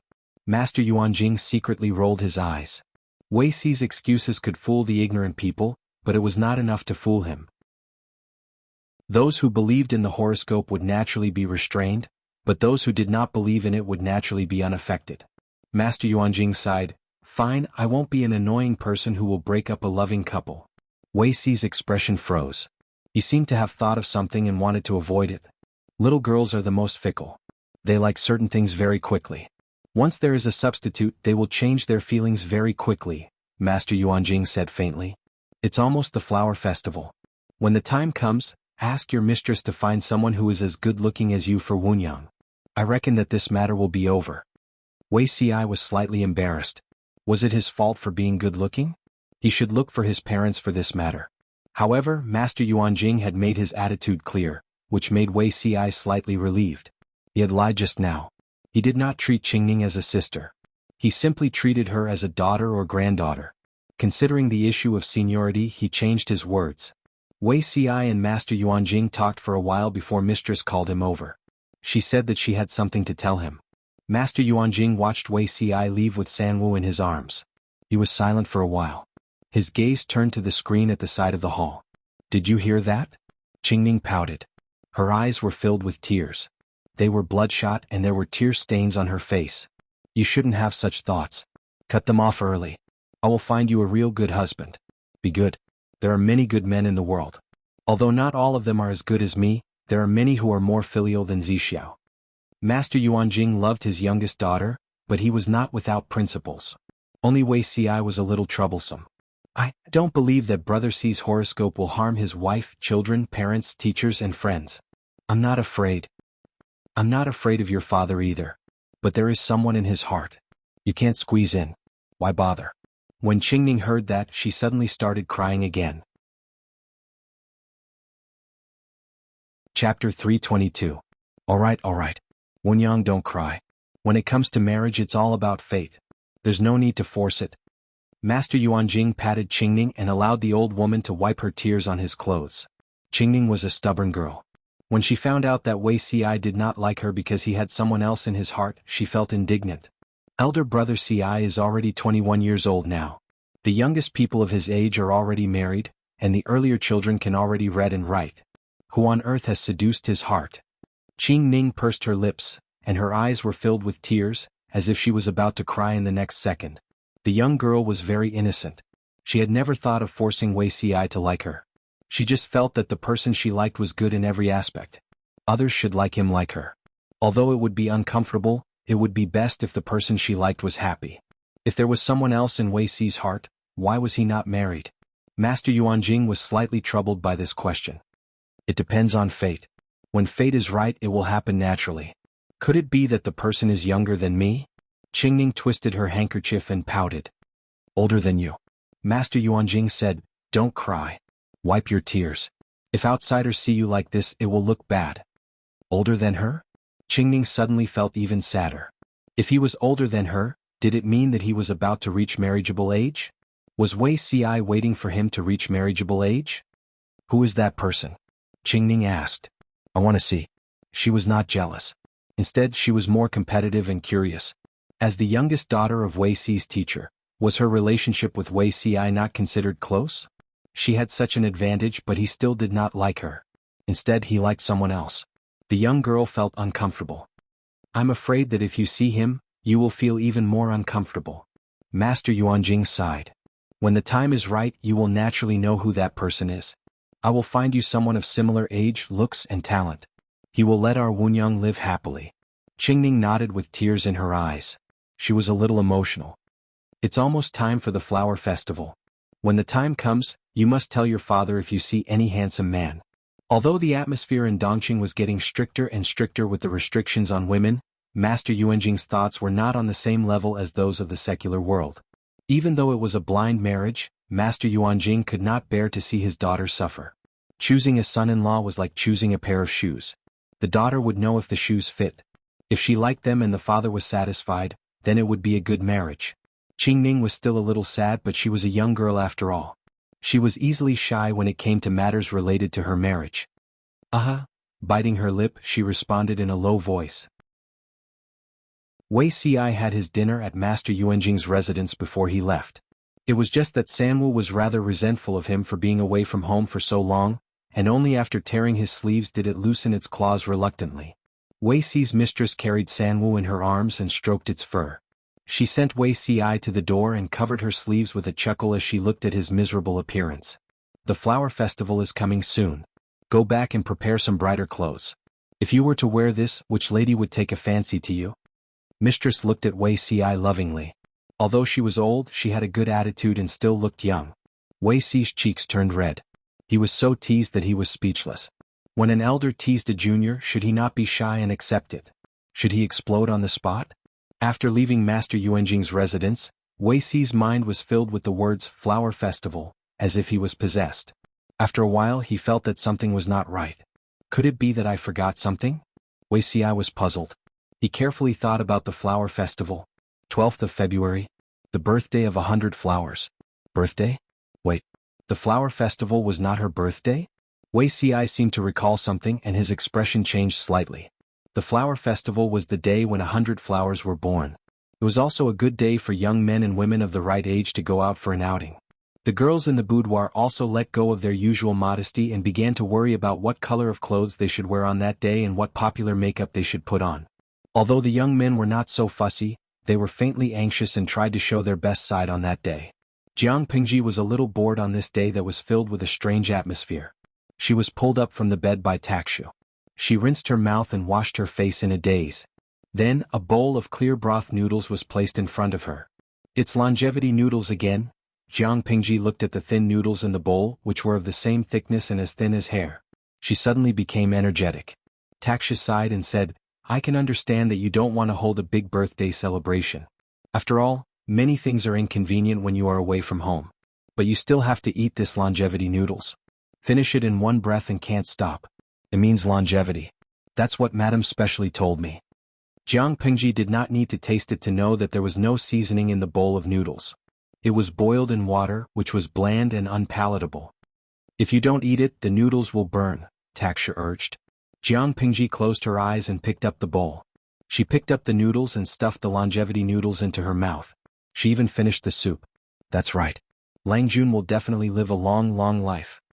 Taksha smiled and put away the bowl and chopsticks. Only Jiang Pingji had a bitter face. It's too bland. The taste was simply indescribable. She could get used to Yuan Jing's unique dark afternoon tea, but she still could not accept such longevity noodles. After eating the noodles, Jiang Pingji took a shower and changed into the new clothes that Taksha prepared. The color of the new clothes was fresh and tender. From afar it made people's eyes light up. Taksha was quite gratified, but then she sighed. It's such a good day today. Why are you sighing? Taksha helped her tidy up her clothes and hung all kinds of accessories, such as sachets and pendants. You're already 15 years old. If master didn't insist that you dress up as a man, you should have reached the marriageable age by now. You should look for a suitable husband and dress yourself up beautifully. With your appearance, which noble lady can compare with you? Why do you have to dress up as a man all the time? She seemed to realize that she had said something wrong. She quickly knelt down and begged for forgiveness. Jiang Pingji's expression did not change. She said, I quite like it this way. She bent down and helped Takshu up. We're like a family. You don't have to be so distant. Jiang Pingji was 1.7 meters tall. She was half a head taller than Takshu, and she was not inferior to men of the same age. Although her appearance was slightly feminine, she actually looked more like a man than most men in this era where men wore flowery hairpins and powdered their hair. Speaking of reaching the marriageable age, Sister Takshu is not young anymore. If you have someone you like, Lanting will definitely settle it for you. Xuanmei was in love with Su Ke. She was willing to wait for him and drag it on, but Takshu could not drag it on any longer at her age. Takshu was stunned. She immediately lowered her head and wanted to change the topic. Lanting really treats you as family. If you have any difficulties, just tell me, Jiang Pingji said with a smile. Jiang Pingji said with a smile. Taksha burst out laughing. Your servant's life is better than that of a rich merchant's wife. What difficulties do I have? She took the sandalwood fan and passed it to Jiang Pingji. Come back early. You still have to leave tomorrow. Don't be blinded by the foxes outside. Otherwise I won't let you go. Okay. Chapter 323. The flower festival was the birthday of 100 flowers. Young girls in their prime wore bright clothes and had flowers painted between their eyebrows. They walked gracefully, surrounded by maids, and worshipped the flower god. In the words of the audience in the streaming room, it was a day full of dog abuse. Spring is coming and everything is full of life. What a good day for young men and women to tell each other their hearts, and single dogs continue to cry. Jiang Pingji sat on a tree branch. There was a gathering in the distance. The young, beautiful, and energetic girls were indescribably beautiful under the spring sun. Not only did they attract Jiang Pingji's attention, but they also attracted the gazes of a group of young nobles. White was chewing the weeds that had sprouted on the ground. He spat it out after chewing, then went on to harm another patch of tender grass. She smiled and lifted her foot to touch White's mane with the tip of her toe. It walked away in disgust. Jiang Pingji smiled and talked to White. You're not young anymore. Do you want me to find you a partner? How many cubs do you want? White squinted and made a sound as if it was mocking her. She did not understand horse language, but the little angel in the streaming room seemed to have learned the language and helped her translate. Yekaken, White's voice, my stupid master, how many days have you not washed your feet? What did he do to I? Wrong. White is obviously a single dog and you want to mock me. Wicked people. Rinzhong Qi too, this young lady is very popular. I just noticed a strange horse trying to flirt with the Bai. Jiang Pingji secretly rolled her eyes. Was she not as attractive as the horse Whitey? She leaned on the tree branch and closed her eyes to rest. Because of the terrain, the air in Langya was warm and humid. The pear blossoms that only bloomed in March were now all over the branches. When the spring breeze blew, petals would rustle and fall. She leaned against the tree trunk and propped her legs up. One hand was on her knee, and the other was holding the wooden clogs that she took off. Her feet were only wearing snow-white socks. Half of her body was hidden in the pear blossoms. If one did not look carefully, one would not notice that there was a person lying on the tree. A cool breeze blew, and the pear blossoms rustled and fell. Jiang Pengji could vaguely hear a conversation in a low voice. Wunyang, did you really take things too hard and reveal your thoughts to your father? The girl's voice was sweet, but it was so sweet that it made people feel sick. Dad is an open-minded person. If I tell him, he will help me decide. The voice of the girl called Wunyang was a little hesitant and dejected. But brother Ci already has someone else in his heart, and father doesn't agree either. He asked me to take advantage of the flower festival to find someone else I like. The girl with the sweet voice pouted in dissatisfaction. How can you do this? Then do you know who that person likes? Wunyang looked slightly worried. I don't know. I asked my father, but he refused to tell me. He only said that he would naturally know when the time is right. The girl tilted her head, thought for a while, and said with certainty, then he's definitely not a decent person. Wunyang did not understand. She asked doubtfully, why do you say that he's not a decent person? You don't understand. Wei Langjun is now 21 years old. If he really has someone he likes, he definitely won't delay it like this. Unless the girl's identity is not good, for example. He doesn't have the face to marry someone from that kind of place. Don't you know that all the matchmakers in Langya County don't dare to matchmake for him? He's already in trouble. If he continues to delay it, what about the issue of heirs? After listening to her, Wunyang only understood what she meant after a long while. She suddenly blushed and she felt a little angry. Brother Ci is not that kind of pedantic person. Even if he really likes a woman from a brothel, he won't be so concerned about his reputation. How could Wei Ci continue to let the person he liked suffer for the sake of his reputation? Wunyang could not accept someone slandering Wei Ci like that. Then he likes married women. The girl spoke before Wunyang, stopping her from speaking. All the matchmakers in Langya County can't wait to cover their noses and avoid Wei Ci. No one matchmakes for him, and his marriage is not settled. Now that a beauty like you has taken a fancy to him, he should respond happily. Why would he use the excuse that he has a sweetheart to reject you? Wunyang was a little angry. I won't allow you to say that about him. How can a gentleman covet someone else's wife and concubine? The girl pouted and said shrewdly, you're so protective of him, but he doesn't even look at you properly. You're in a hurry to get close to him, but has he ever given you any face? What's so good about Wei Ci?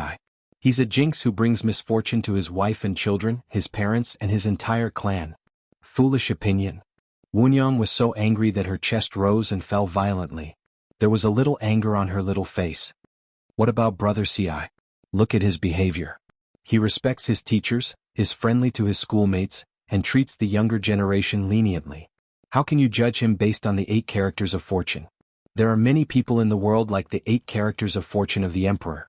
Why is he the emperor while others are just common people? Yes. I'm ignorant. I'm not as knowledgeable as you, 5th Miss Zhu. The girl was also angered. It was as if her sore spot had been hit. She retorted, you're so educated, reasonable, and considerate.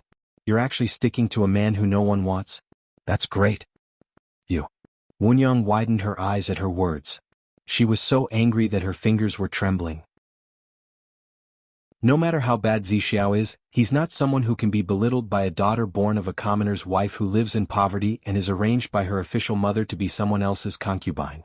Jiang Pengji found that the 2 girls were arguing louder and louder, which seriously disturbed her sleep. She could not help but jump down from the pear tree and interrupt them. The 2 girls looked over upon hearing the sound and saw a young man in fresh clothes with a smile on his face.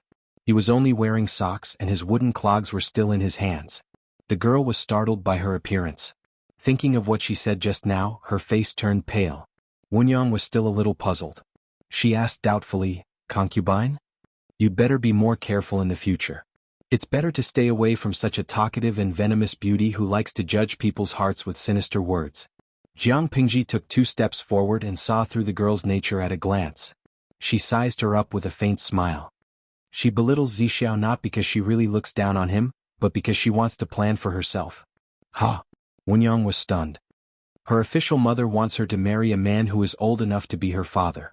She's unwilling and wants to find a better way out for herself. Zixiao is despised by others, but she doesn't have a high status and is not valued at home. How compatible are they? That's probably what she thinks. Jiang Pingji stared at the girl until her face turned pale. Her legs trembled, and her words poked at the secrets in her heart. If I hear any rumors that tarnish Zixiao's and this girl's reputation later. Jiang Pingji's expression suddenly turned cold. Guess who will spread the rumors? Wunyang was an innocent girl in the boudoir, but she had an open-minded father. She was also knowledgeable, but she did not stick to the inner courtyard. Chapter 324. You have to be careful when making friends. At least this kind of friend isn't worth making. Jiang Pingji pointed at the girl and said, if you know what's good for you, leave.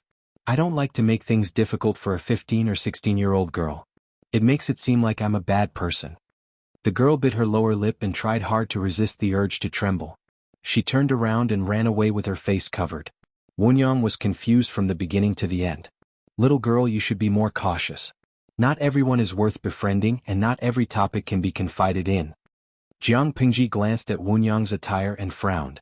Are you Zhu Wunyang from Master Yuanjing's family? She had long heard that Master Yuanjing had a precious old daughter, but Jiang Pingji had never seen her. How did you know? I've seen the hairpin on your head at Master's place. You're also called Wunyang. I think you must be Master's precious daughter. Wunyang subconsciously raised her hand and stroked the hairpin that was inserted into her hair bun. Her pale face was a little flushed. Are you my father's student? Jiang Pingji nodded and conveniently put down the wooden clogs in her hands. She wore them on her feet with a calm expression. But I've never seen you. There are so many students in Langyi Academy, and not all of them are personally taught by Master. It's normal that you haven't seen him before.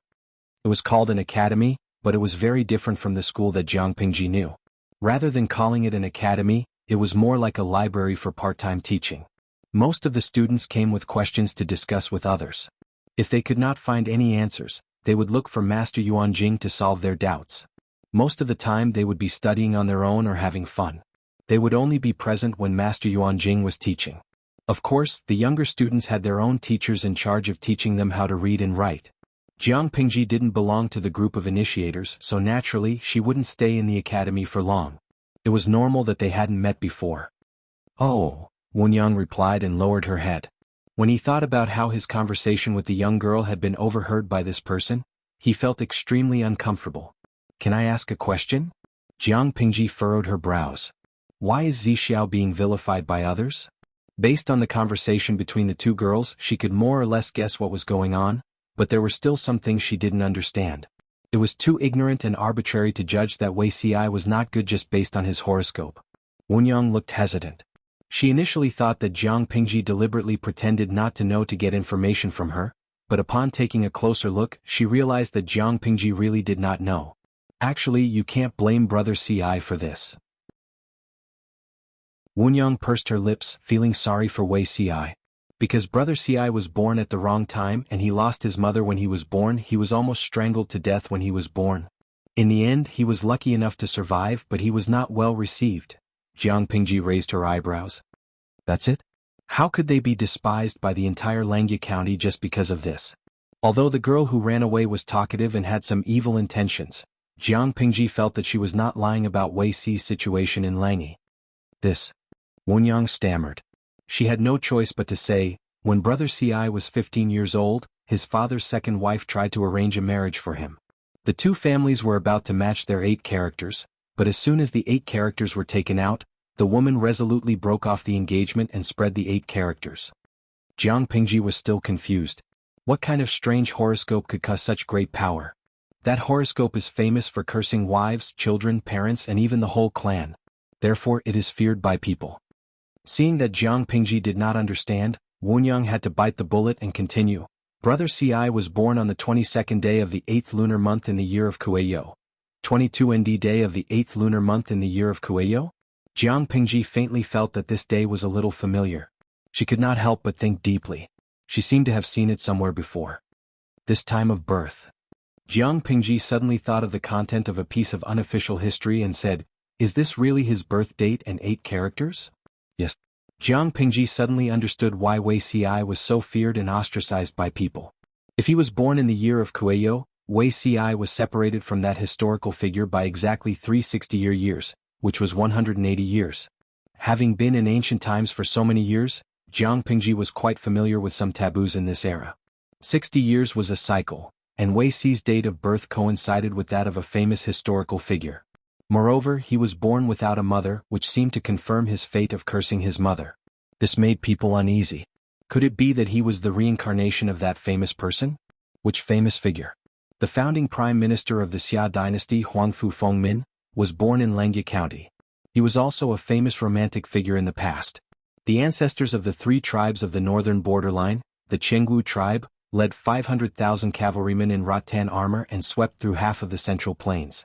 In the end, they were stopped by this person at the Sichuan plain. With a big fire, the sky darkened and the earth darkened.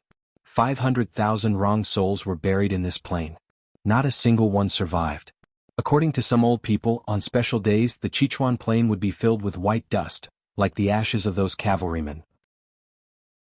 This was probably not considered ruthless. What was more ruthless was that this person had once made tens of thousands of captives into human flesh and dried meat for the army to use. He had resisted the most tragic battle before the founding of the Xia dynasty. He seemed to have done many things like burning cities and massacring them. It was not wrong for the enemy to hate him because he was ruthless to the enemy, but why did the descendants of the Xia dynasty also avoid and hate him so much? According to rumors, this person held the young emperor hostage and tried to replace him. In the end, he was killed by the young emperor who bore the humiliation and carried out his mission. The young emperor probably hated this person to the core, so he cut off his head and separated his corpse. He took out his heart and made it into food to be cooked and shared with many officials. When she read this part of history, Jiang Pingji was completely dumbfounded. That was not the end of it. There was another unofficial historical rumor that said that the young emperor and his confidants had conspired to summon the most accomplished Taoist priest in the country to make a soul-suppressing peachwood coffin. His headless body was placed inside the coffin, and his soul was imprisoned. They used the monstrous hatred in his heart to suppress the Xia dynasty. The unofficial history also said that before the Xia dynasty was destroyed, there was thunder and lightning and a flood. This caused the mountains to collapse, revealing the peach coffin. The peach coffin was split open by a farmer who went up the mountain to chop firewood. He released the wrong souls and ended the fate of the Xia dynasty. Wei Xi was born after the Xia dynasty was destroyed. People could not help but suspect that this person was the reincarnation of that person who came to take revenge. Unfortunately, Wei Xi's appearance became more and more handsome after he grew up. He was full of talent. Whether it was the 6 arts of a gentleman or other unorthodox skills, he displayed impressive talent. When the annulment of the engagement happened, this date of his birth spread throughout Lengyue County. Naturally, people were anxious. It was not to the extent of taking Wei Xi's life, but his life would not be easy. I didn't know that Zixiao had such a legendary past life. Jiang Pingji teased him with a smile. Wunyang was so anxious that her eyes turned red. Brother Ci can't be the reincarnation of Prime Minister Huangfu. It's also impossible for him to do such a despicable thing. Jiang Pingji tilted her head. Prime Minister Huangfu assisted Emperor Xia and helped him go from a lowly ruffian to a hegemon who unified the 9 states. What kind of person was he? If that person was the reincarnation of that person, Wei Ci should be happy. In today's world, there might be a lack of such a person. Wunyang was confused. This was not the main point. But it seemed that there was nothing wrong with thinking that way. Jiang Pingji called the system in her heart. No, what kind of dimension is this? There's actually such an anti-science thing as reincarnation? The system rolled its eyes. He's not the reincarnation of that person. Everything is purely a coincidence. Jiang Pingji was speechless. Coincidence? Would Wei Ci cry if he heard that? Chapter 325. This is the first time I've heard it from an outsider. Many of my father's students think that Brother Ci was born with bad luck. They see him as an ominous person and wish they could cover their noses with their sleeves, as if he was the plague. Although no one said anything on the surface, they have been distancing themselves from him behind his back. Wunyang was very dissatisfied with the injustice that Wei Ci had suffered.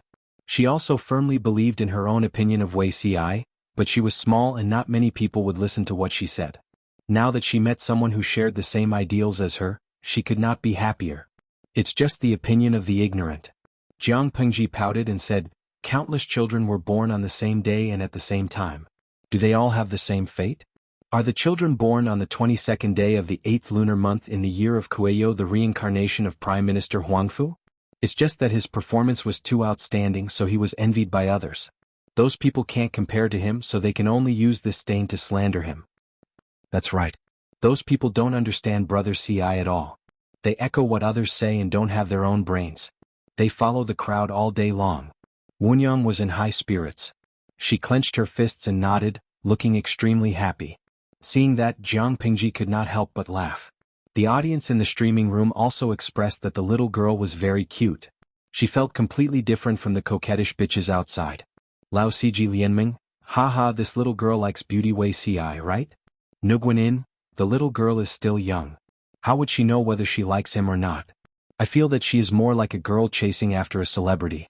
Beauty Wei Ci is her idol, so she does not allow outsiders to maliciously slander her idol. She swears to defend his reputation. Remote control you dropped. Please, in ancient times there were many girls who got married at the age of 12 or 13. How is he young? Nongfu Shanquan Yudiangshuan, TSK, girls who get married at the age of 12 or 13 are mostly from poor families.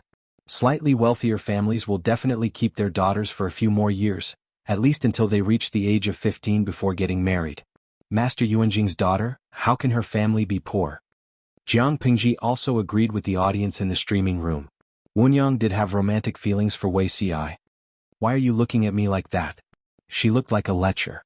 Wunyang felt slightly uncomfortable under Jiang Pingji's gaze. She could not help but take a step back. There was an unnatural look on her face. Jiang Pingji burst into laughter and exposed him. You like Zixiao? Wunyang blushed and immediately gave up. You stayed on the tree for so long just now. You heard everything that you shouldn't have heard. You asked the obvious. I just like Brother Ci. Father said that he's a good family. If he's my husband, he definitely won't suffer. Wunyang liked Wei Ci and even wanted to marry him. It was definitely not because of his looks. She was not that superficial. Many of her female friends were engaged, but what about their husbands' families? Thanks to her identity as Master Yuanjing's daughter, she would occasionally go to the academy to deliver food to her father and would always hear some gossip. Men were not married yet, so there were plenty of times when they had conflicts with the maidservants by their side. They even had a concubine's child to embarrass his wife. It was not impossible for him to spoil his concubine to the detriment of his wife. Because of Master Yuanjing's open-mindedness, Wunyang naturally had to choose someone that suited her. Not only did she have to love her, but she also had to understand and take pity on her. When Samwa's son had a difficult birth, the servants wanted to throw him away so that he wouldn't bring bad luck if he died in the house. She had no choice but to ask Wei Ci for help. When he heard it, he did not regard the lives of Sanwu and his son as worthless. Instead, he rolled up his sleeves and did not dislike the blood. He did not annoy Sanwu and made her scratch him when she was in pain. He actually delivered Sanwu's child with a serious expression. Anyway, after this incident, Wunyang really liked Wei Ci. Suitable room and suitable home? The corner of Jiang Pingji's mouth twitched. It was the first time she had heard such an evaluation. The audience in the streaming room almost exploded. The screen was full of 666. Liang Wang Situ, my language teacher died early. Can you explain to me what is suitable room and suitable home? Yinuejia Zhuge Qinma, the heavenly peach, the dazzling beauty, the return of the sun, suitable room and suitable home. Understand it yourself. She felt like she had read a fake book of songs. Jiang Pingji held back her laughter and said, if you like it, just tell him directly. According to Zixiao's character, regardless of whether he accepts it or not, he won't spread the news and ruin your reputation. Wunyang said dejectedly, but Brother Ci has someone else in his heart. He's a serious person. I don't want to compete with others. So? Jiang Pingji asked. So, I hope he can be with his sweetheart as soon as possible. He's already 21 years old this year. If it drags on, it'll be really difficult for him. Wunyang pouted. She felt a little sad and said awkwardly, anyway, I'm only 13 this year. There will definitely be other good candidates for my husband. That's true. Jiang Pingji liked Wunyang's open-minded character very much. Master Yuanjing was very good at raising his daughter. The audience in the streaming room also expressed that they were attracted to Wunyang. Didn't you see how many girls in the house adhered to the principle of, the person I like must like me and reciprocate my feelings? Otherwise, he would be a heartless man? How many grudges and grievances had evolved from such unreasonable reasons? It was precisely because of Wunyang's open-mindedness and cuteness that she was particularly special. Hey, after talking so much, I still don't know which student of my father's are you. Jiang Pingji smiled gently and said, "My name is Lu Shi. If you don't mind, you can call me Lanting." Wunyang widened her eyes in surprise. After a long time, she said slightly angrily, "Sure enough, rumors can't be completely trusted." "What rumors?" "Others say that Lu Shi is just a playboy who deviates from the orthodox path and attends meetings in his spare time. He's another example of a tiger father and a dog son." Wunyang tilted her head and secretly sized up Jiang Pingji. However, she was caught by Jiang Pingji's gaze. She could not help but blush and said shyly, "I don't dare to say anything else, but at least you see things more clearly than those people. If all playboys were like you, they wouldn't be playboys anymore." Jiang Pingji was just about to laugh when she caught a glimpse of a bullet screen. She almost froze. "Dashu Xiaobing, streamer, it's very dangerous. This girl wants to flirt with you. Young lady, you have a good eye for talent." She naturally praised Wunyang and herself. Wunyang was stunned for a moment. She immediately understood that the person was shamelessly praising herself. She immediately burst into laughter. Jiang Pingji urged, "It's getting late. Let's go back quickly. We still have to worship the goddess of flowers." "Okay." Wunyang nodded. She found a direction with fewer people and trotted away. Jiang Pingji stood on the spot with her arms crossed.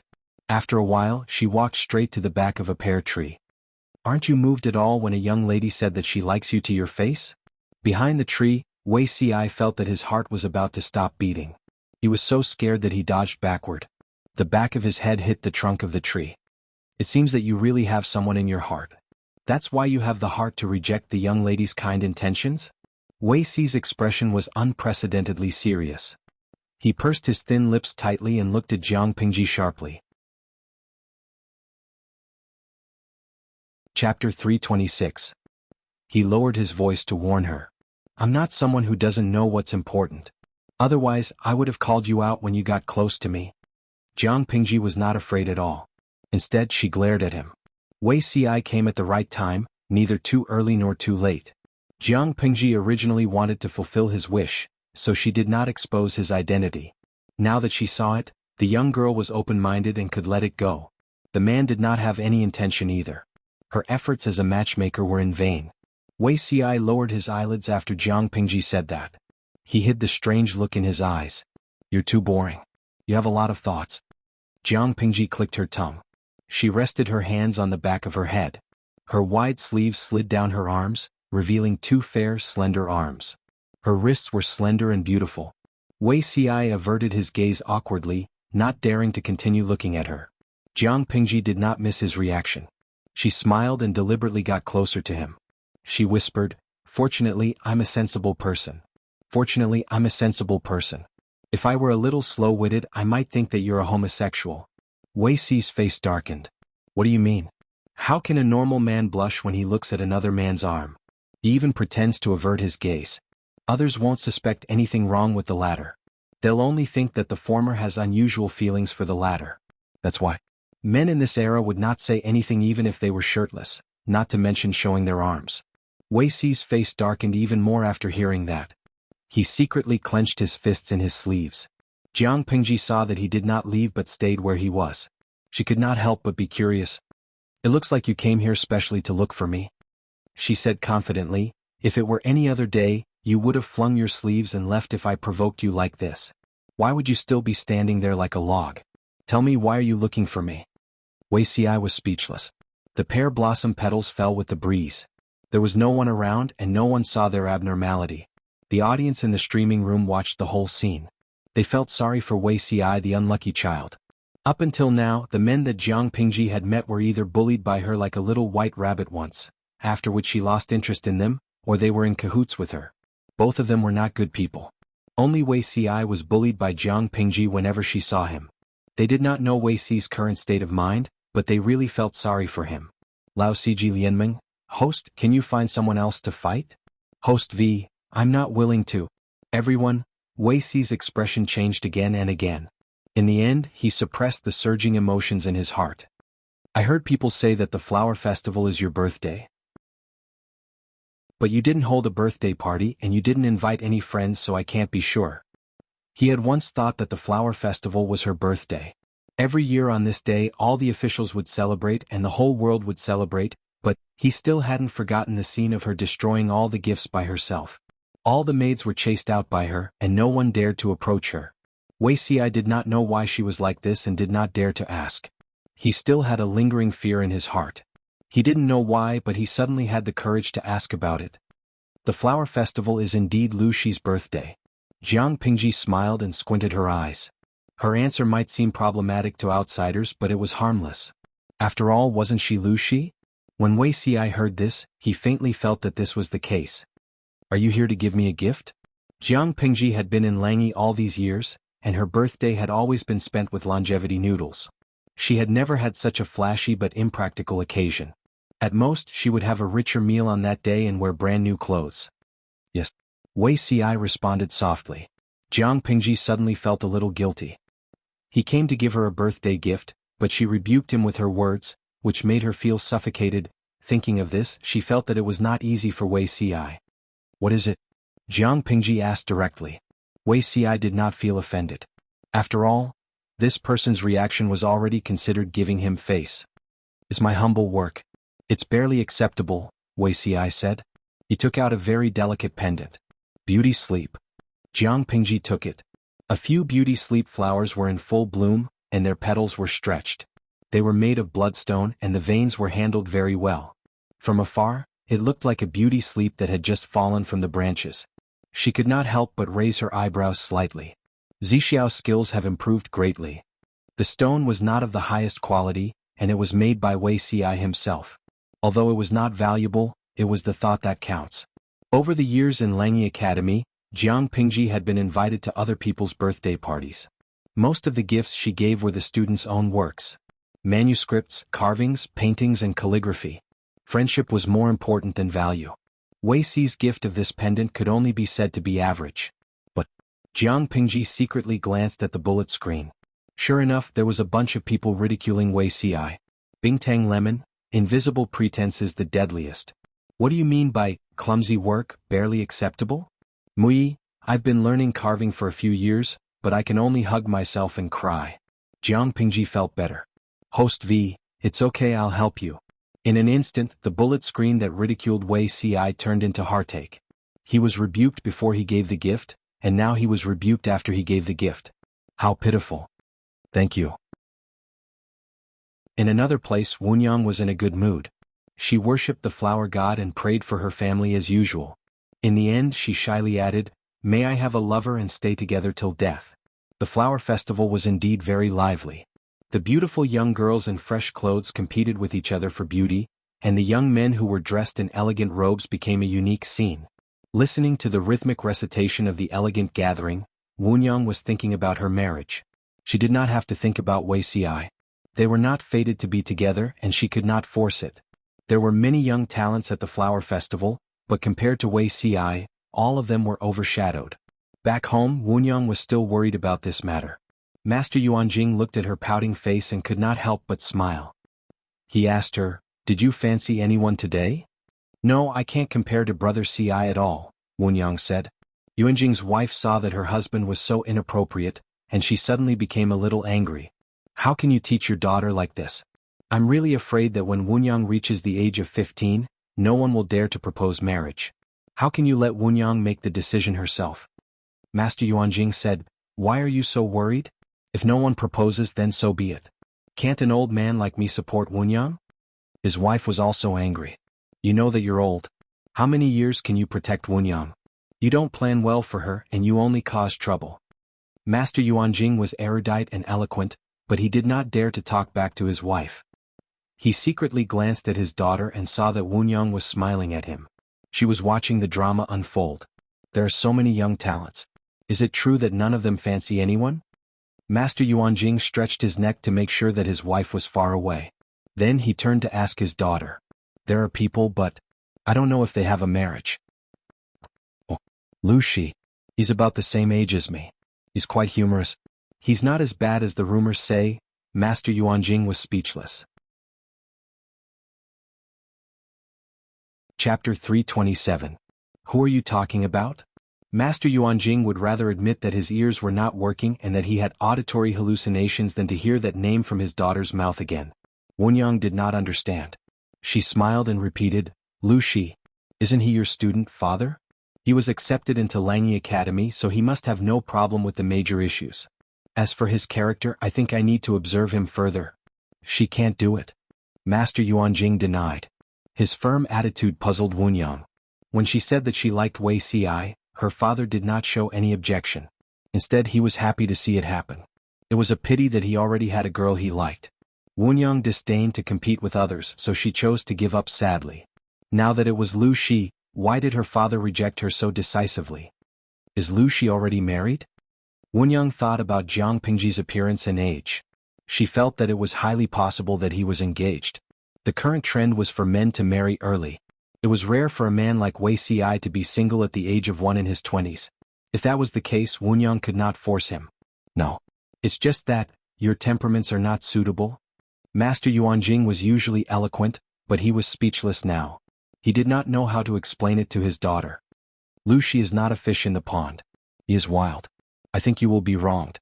Wunyang was a filial daughter. She only had a good impression of Jiang Pingji. Since her father was not satisfied, she did not want him. Master Yuanjing let out a long sigh and stroked his daughter's long hair. On one hand, he felt that his daughter was like him. She had a good eye for people. Both Wei Ci and Lu Shi were outstanding. It was a pity that the former's heart belonged to someone else and he had a special destiny. The latter's gender was not suitable.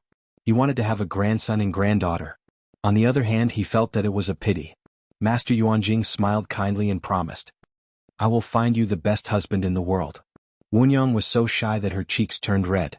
After all, she was an unmarried little girl. She would definitely be shy when talking about her marriage. If I can't find the best, I won't get married in the future. I'll let you raise me for the rest of my life. Wunyang hugged Master Yuanjing's arm and acted like a spoiled child.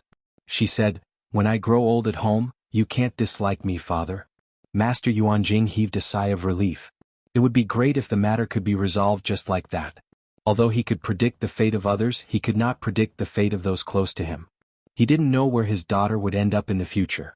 The only thing he could do was to keep an eye on her and find her a real son-in-law. Jiang Pingji had bid farewell to her close friends a few days ago. She had also informed Master Yuanjing. With the fragrance of pear blossoms filling her sleeves, Jiang Pingji stepped into the orange afterglow as she returned home. There were many cars parked in front of the door. They were filled with the rare wood and furniture that Jiang Pingji had found from all over the place, clothes, jewelry, cosmetics, and land deeds. Not to mention the dowry prepared in Hejin. Jiang Pingji's dowry alone had already exceeded the value of a daughter of a concubine from an aristocratic family. Many of the items that were bought had been handled by Takshu. She knew the value of these dowries the best, so she felt a little indignant. What are you thinking about again? Your lips are curled up so high that you could hang a pot of vinegar on it. Jiang Pingji washed up and changed into her pajamas. She let down the long hair that she had combed during the day and tucked it behind her head. When she returned to the bedroom, Takshu knelt down and tidied the mattress on the bed. She looked a little resentful, and her tidying movements were big. This was very different from her usual self. Her reaction was a little strong, so Jiang Pingji asked casually. Takshu tidied up the mattress swiftly. She glanced at where the booklet was placed and became even angrier. Your servant has tidied up the booklet for the dowry. I brought it here for you to have a look. Jiang Pingji bowed to Takshu and smiled apologetically. I wonder what Lanting did today to make you so angry? Takshu saw that she was fooling around and threw the corner of the blanket on the bed. She said unhappily, Langjun is so open-minded, but your servant is narrow-minded. Even the daughter of a concubine from an aristocratic family doesn't have such a generous dowry, let alone a daughter of a concubine who doesn't have a deep relationship with you. If it were in someone else's family, they would have emptied the storeroom. What will you do in the future? In today's era, the daughter of a concubine and the daughter of a concubine were two completely different concepts. The Lu residents gave such a generous dowry to the daughter of a concubine. It seemed like they were going to empty the storeroom. How would the son of the first wife who would inherit the family business in the future feel? Of course, from another perspective, it also reflected the generosity and benevolence of the Lu residents. They treated the daughter of a concubine so well. However, this kind of good wasn't something that everyone would buy. If it were an ordinary person, they would not be happy with what Takshu said, even if they did not have any thoughts. Jiang Pingji smiled indifferently. When my sister gets married, the dowry and her family are what she relies on in her husband's family. Not to mention marrying into the royal family. She cannot be looked down upon. I'm her brother after all. Why should I be calculative with her? Taksha sighed. Lang Jun is magnanimous, but I'm afraid she might not appreciate it. Although they had the same father, the daughter of a concubine and the daughter of a concubine were opposite in status. They rarely got along well. Jiang Pingji smiled without saying anything. Taksha did not continue the topic.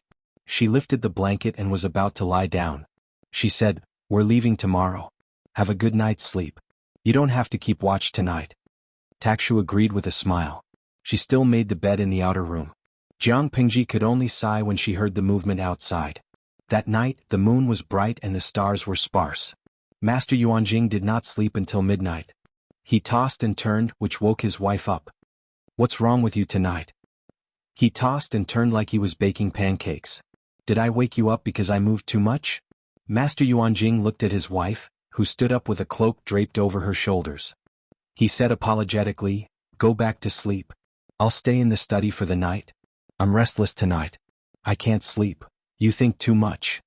His wife went back to sleep and mumbled vaguely. Master Yuanjing lifted the blanket carefully, put on the cloak and left the bedroom quietly. The moon was bright outside.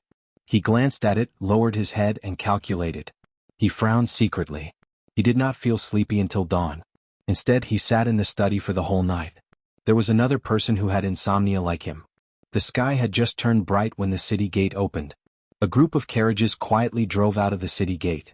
Jiang Pingji rode white and walked in front of the group. Behind her were more than 20 carriages filled with all kinds of dowry items. More than 100 guards guarded on both sides of the carriages. They held onto the broadswords at their waists tightly.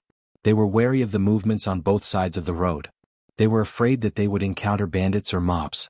Wei Ci stood in the Shirley pavilion with a cloak draped over his shoulders. He looked at Jiang Pingji's back as she left and sighed. Chapter 328. Langyi County was not far from Hejin County. Even though they met bandits along the way, they were killed by Jiang Pingji and her men before they could even get close to the carriages. Apart from these small disturbances, the rest of the journey was peaceful. It was even safer when they reached Hejin County. During the years that Jiang Pingji studied in Langyi County, the bandits near Hejin County did not have a good time. Those people were either caught and killed, or they were secretly recruited by Jiang Pingji's troops. Because of that, Hejin County had been peaceful for many years. "Langjun, let's go home." Taksha stuck her head out of the curtain and saw the city on the ground. Her heart was filled with joy. Jiang Pingji held the reins and replied softly, "Yes, let's go home." Hejin County was the first place she stayed after waking up in this world. Even though she did not have a sense of belonging, she felt that things were still the same, but people had changed when they met again after so many years. "Let's go." After lamenting, the fleet of carriages was repaired. Jiang Pingji waved her whip and continued on the road. Because someone had informed them in advance, the Lus had already sent someone to wait outside the city. Jiang Pingji had excellent eyesight, so she naturally saw who was waiting at the front. Her lips curled into a sincere smile. She asked White to run a few steps and said to Su Ku, "Xiao Yu?" Su Ku bowed to Jiang Pingji with a smile on his face. "Welcome, Langjun." Su Ku, who was already in his 20s, was a little longer than before. His shoulders were a lot broader and his face was more determined. The immaturity of a teenager had faded away, and he now had the calmness of a young man. Perhaps it was because he was in high spirits when he was in a good mood. Su Ku followed Jiang Pingji to study in Langyi early in the morning. Even though he was her study companion, he was no different from a normal student in Langyi. Sometimes he could even receive personal lessons from Master Yuanjing. 2 months ago, Jiang Pingji sent Su Ku back to Hejin to prepare for the marriage of the daughter of a mistress in the Lus. Judging by his appearance, it should have been done. "Let's not talk about this. We've been on the road for so long and haven't eaten anything good. I'm starving." Jiang Pingji threw White's reins to the servant. Su Ku said, "Madam Hu has prepared a banquet at home. She's waiting for you." "Madam Hu? What about mother?" Jiang Pingji asked. Su Ku replied, "First, Madam has been busy with the wedding these days. She caught a cold this morning, so she asked Madam Hu to come out and welcome you." "I see."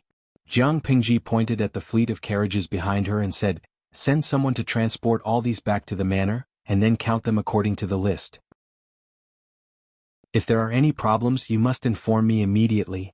I'm so tired, I'm going back to the mansion to change my clothes." The pace of life in the ancient times was quite slow. Even though he hadn't been back for a few years, Heartfelt County was no different from what he remembered. When she saw that there were many beggars in ragged clothes in the city, she couldn't help but frown.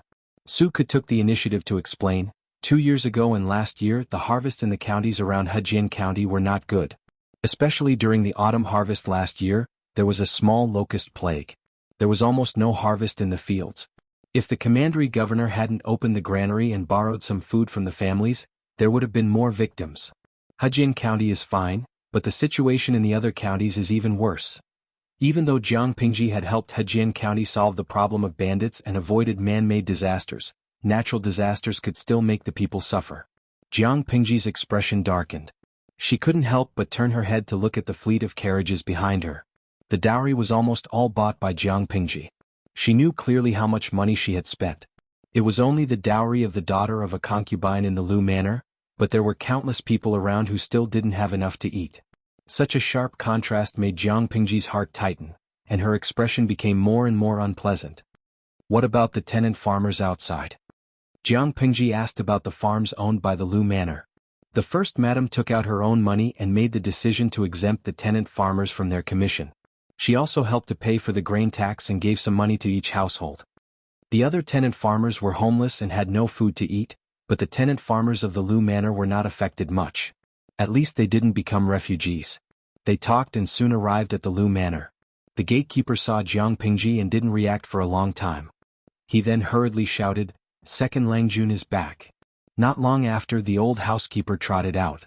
He couldn't help but burst into tears when he saw Jiang Pingji, who was already 15 years old. "Housekeeper, it's good to be home. Why are you crying?" "Stop crying. I'll go see my mother first." The housekeeper wiped his tears and said, "The first madam just took her medicine and is already asleep. Why don't you go wash up first?" "That's fine." Jiang Pingji went back to her yard. The servant girls had already prepared hot soup and clean clothes. The servants were still the same. The inside and outside of the yard were clean as if the owner had never left. "Xuanmei? You're..." Jiang Pingji saw a slender figure. It was very familiar. She was stunned for a moment before she remembered who it was. "I heard from Xiaoyu that you are back today, and I made the decision to clean up your room." Xuanmei's face was blushing. Even without makeup, she still had a stunning beauty. She looked softer and more mature than before. "Please forgive me, Langjun." Hearing that, Jiang Pingji turned to look at Su Ku. She clicked her tongue and said, "So the good news is coming." Su Ku felt a little uncomfortable, so Sun Mei helped him out. "I wanted to tell you about this when Langjun was free. There's no need to avoid this. He has been delaying you for so many years without giving you a response. Now that he finally relents, of course we have to get it done quickly." Jiang Pingji teased her. Xuanmei blushed. She folded her sleeves and left the room for the two of them. Seeing that Xuanmei left, Jiang Pingji asked, "Have you decided?" Su Ke knew what she was referring to. He nodded and said, "Yes." "Then don't let her down. Xuanmei is a good girl." To be honest, Jiang Pingji didn't have high hopes for Xuanmei and Su Ke. The latter was a swan. Sooner or later he would spread his wings and soar. Compared to him, Xuanmei was just an ordinary girl. It was hard to imagine if Su Ke would treat Xuanmei the same way when he became successful in the future. In Jiang Pingji's opinion, with Xuanmei's qualifications, she would be happier if she chose a stable and ordinary man. However, that was just her guess. What would happen in the future would depend on the two of them. Su Ke could hear the warning in Jiang Pingji's words. He couldn't help but say solemnly, "I won't let her down."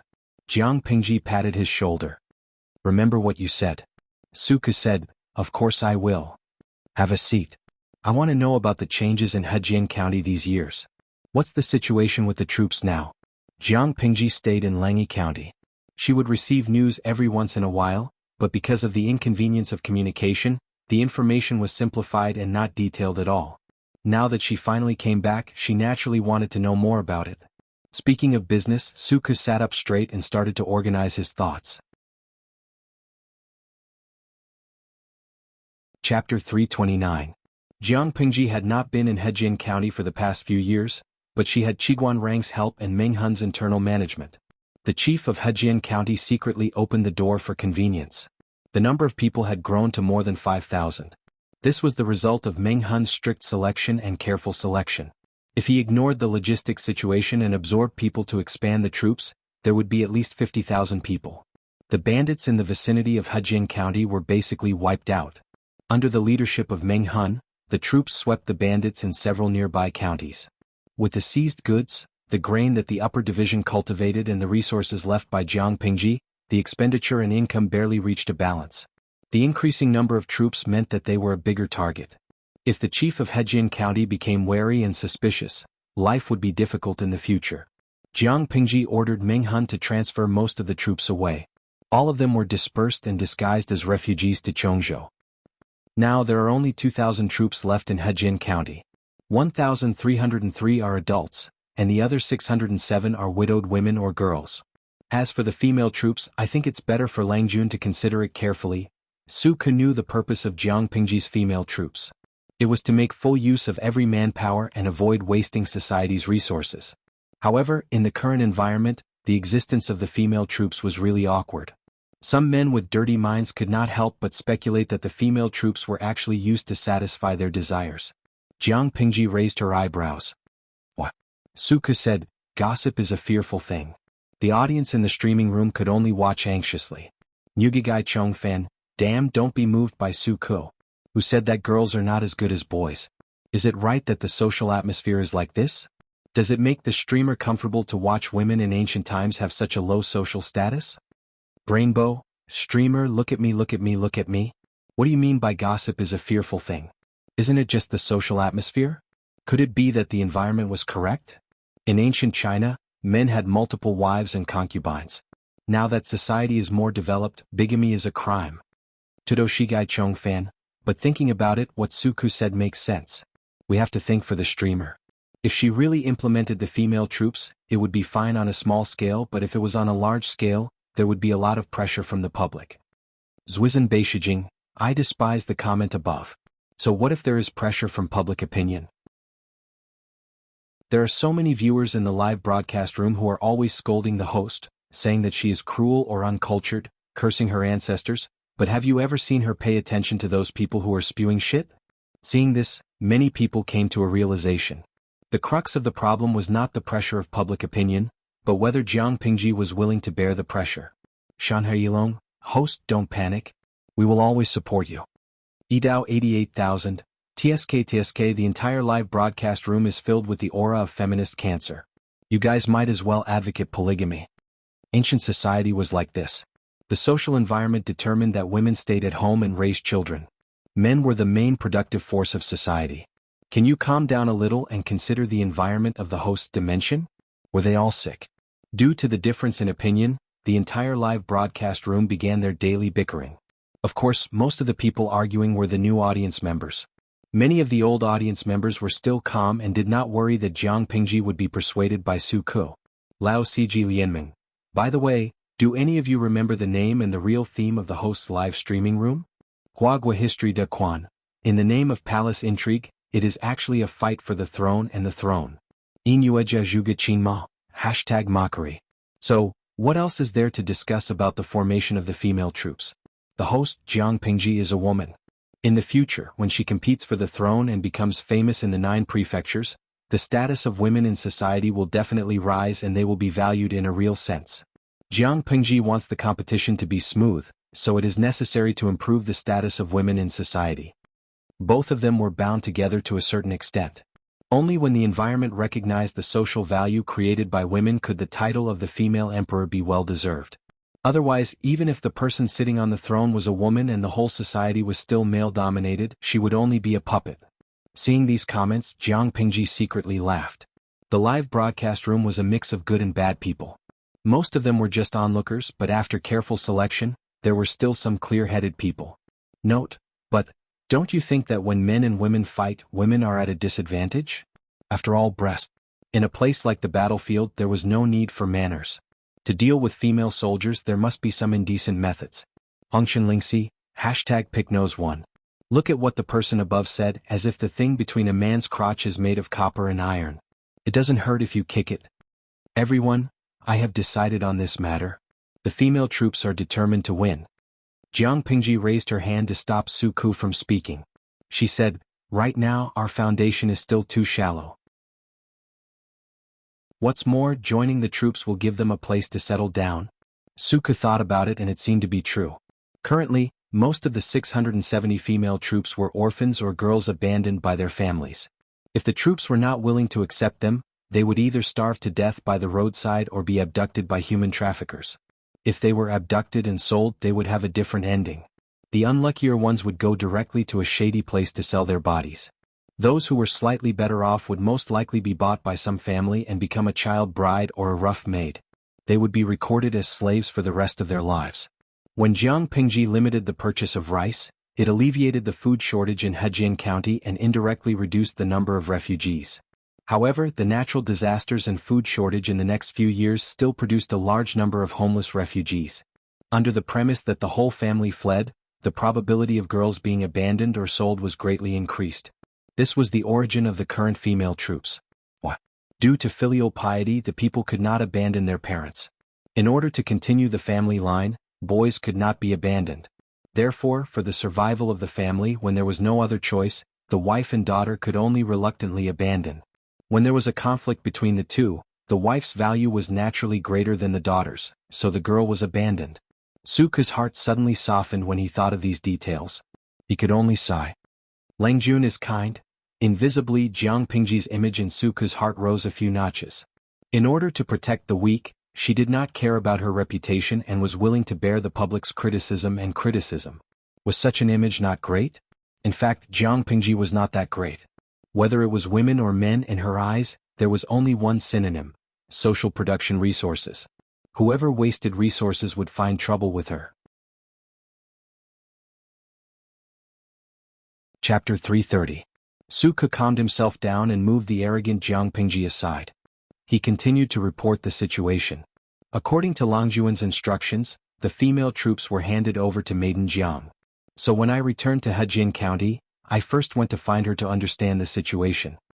The Maiden Jiang that Suka mentioned was Jiang Nongqin. Suka kept his distance from Jiang Nongqin. She was a woman that no one could provoke.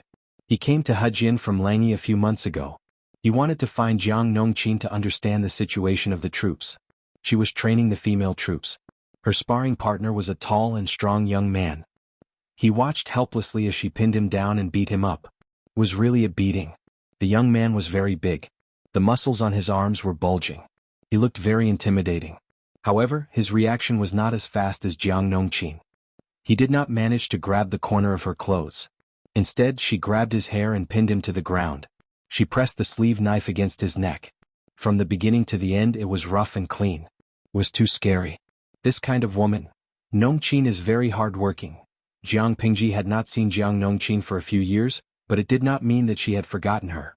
She would occasionally send her training lists, illustrated training plans, fighting tips, and some insights. Nongqin trained diligently every day. She would read and learn to read when she was free. Recently, she could even write letters to her and ask some simple questions. Jiang Pingji had always admired people who were willing to work hard to change the situation. Suka nodded in agreement. He had seen Jiang Nongqin's initial appearance. That was why he was surprised to see her change a few years later. Under Nongqin's management, the female troops had a vague scale.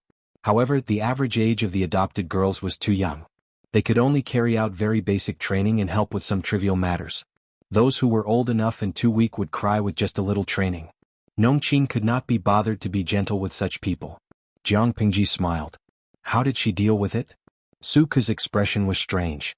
He said, Maiden Jiang told the female troops that they could either fight and kill here or go to the brothel to serve the men. Some people did not believe it. Jiang Nongqin mentioned it. She killed the chicken to warn the monkey. She directly sent someone to pick them up and told them where to sell them. After this, no one dared to cause trouble anymore.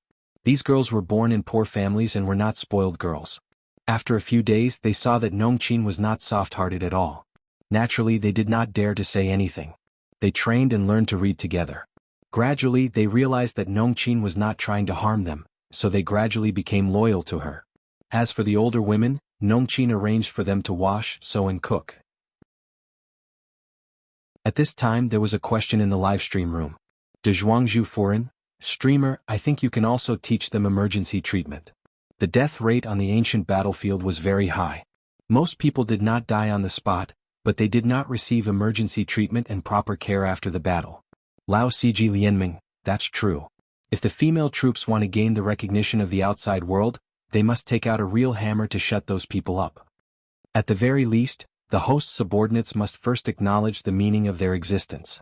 If they could not only fight but also treat wounds and treat soldiers, they would definitely be able to stop a lot of rumors. No matter what the outside world says, the internal power of the host must be harmonious. Jiang Pingji did not ignore these suggestions. Her fingers gently tapped on the table in front of her. Since she asked Nongqin to adopt those orphans and form a female troop, she naturally had a series of measures and plans in mind. The suggestions of the audience in the livestream room were very feasible. But Jiang Pingji frowned. Although she had learned first aid, most of those methods were not suitable for ancient times. Streamer V, do you have books on battlefield first aid? Tang roasted chestnuts. Yes, yes, yes. My sister majored in nursing. I will find her books for you later. Wei Xian Yang Yang Jiawa, go away, don't fight with me. I majored in nursing and have 5 years of experience in the emergency department. Note, nonsense, I am the head nurse of the emergency department. Who dares to fight with me? In the past few years, Jiang Pingji spent most of her energy on learning, but she did not relax her suppression and testing of the system. After her efforts and the gradual defeat of the system, the level of the livestream room was upgraded to level 4, and the upper limit of viewers increased to 150,000. 150,000 viewers. Even if they were all onlookers, there was no lack of talents from all walks of life. Jiang Pingji asked for some nursing knowledge. Naturally, the number of viewers who responded was like a school of carps crossing the river. She listened attentively to Suku's summary report and sorted out the general information in her mind. Is there any news from Chongzhou? Jiang Pingji muttered to herself for a while and asked about news from Chongzhou. Back then, she urged Lu Shi to become the magistrate of Chongzhou because she had her eyes on that place. Because the 3 tribes of the northern borderline were eyeing it covetously, Dongqing had transferred a batch of soldiers away to support Nanxing. Lu Shi had a legitimate reason to recruit troops and buy horses. He called it, protecting the border. Even if the emperor of Dongqing and the northern borderline were in love, he could not reject his reason. Master sent news a few days ago that everything is fine. Yes, father is in Chongzhou, so I am not very worried. Jiang Pingji knew how rich the second branch of the Lu family was. They could build at least an army of 20,000 in Chongzhou. Coupled with her meticulously trained troops, it was not too shabby. Suku looked down. He could vaguely guess Jiang Pingji's intentions. According to Ku's understanding, now that all the princes have come of age, the situation of the fight for the throne is getting more and more serious. The relatives and the eunuchs have temporarily joined hands, stirring up the entire imperial court. Prince Changsho is full of ambition. I'm afraid he will make a big move next. Why don't you? Jiang Pingji shook her head. We can't. If we do that, it will benefit the north borderline that has been coveting it for a long time. She understood what Suku meant. He wanted to take advantage of the chaos in the court and Dongqing's people's misery to gain the upper hand and gather troops to occupy a piece of land. Of course, the bird that sticks out gets shot first. Naturally, she had to wait for the other forces to be unable to hold back and attract the firepower first. Then she would attack from behind. If that was the case, it would be equivalent to internal strife in Dongqing, allowing the north borderline to reap the benefits. Suku asked, does Lang Jun want to deal with Beijiang first? Let them fight for the hinterland of Dongqing first. Jiang Pingji curled her lips and said, defending against the foreign clans is a righteous cause. A fight between brothers and relatives and an outsider coming over to snatch something definitely had a different meaning. The 3 tribes of the northern borderline were outsiders. Beijiang seems difficult to deal with, but are the local forces of Dongqing really that easy to deal with? The relationship between the princes, the emperor, and the feudal vassals is at daggers drawn. Including the forces supported by other aristocratic families, there will be a chaotic battle within Dongqing. Rather than fighting with them, it's better to wait for them to finish snatching and then deal with them. Before that, we should first take down the 3 tribes of the northern borderline and occupy their horse farms. But this Beijiang? Dongqing has been fighting with them for many years, but we still can't do anything to them. Suku had also considered this point, but single-handedly challenging the north borderline was equivalent to dealing with a country. How could Chongzhou, a single prefecture, achieve this? Chapter 331. As the saying goes, know yourself and know your enemy and you will never be defeated. The factor that determined the outcome of a war was not only the military strength of the 2 parties, but also the battle of information between the 2 parties. Why were strategists so highly regarded in ancient times? That was the key. Those who were good at strategizing could accurately predict the enemy's mind, grasp the initiative, and determine victory from 1,000 miles away, even with scant information. In Jiang Pingji's opinion, these people not only had abnormally intelligent brains, but their analysis and deduction of the surrounding situation were also impressive. Others had only just seen the beginning, but their brains had already deduced the ending. That was the difference between ordinary people and strategists. But what if there was detailed, accurate, and real-time information? Even ordinary people could see some clues, and strategists were like tigers that had grown wings. Therefore, if Jiang Pingji wanted to use Chongzhou as a foundation and then plot to conquer the northern borderline, she had to understand all aspects of the northern borderline in detail. I will personally write a letter to my father and ask him to send people to collect information about the northern borderline in advance. Jiang Pingji said, the royal family of the northern borderline and Dongqing have been united by marriage for almost 3 years. It's long past the honeymoon period. Next, it's time to reveal the true intentions. The princess of the northern borderline and Yaina married into the royal family of Dongqing. She did not have any good intentions. Jiang Pingji was a witness to how she fooled around with the fourth prince, Wu Majun, under the rockery before marriage.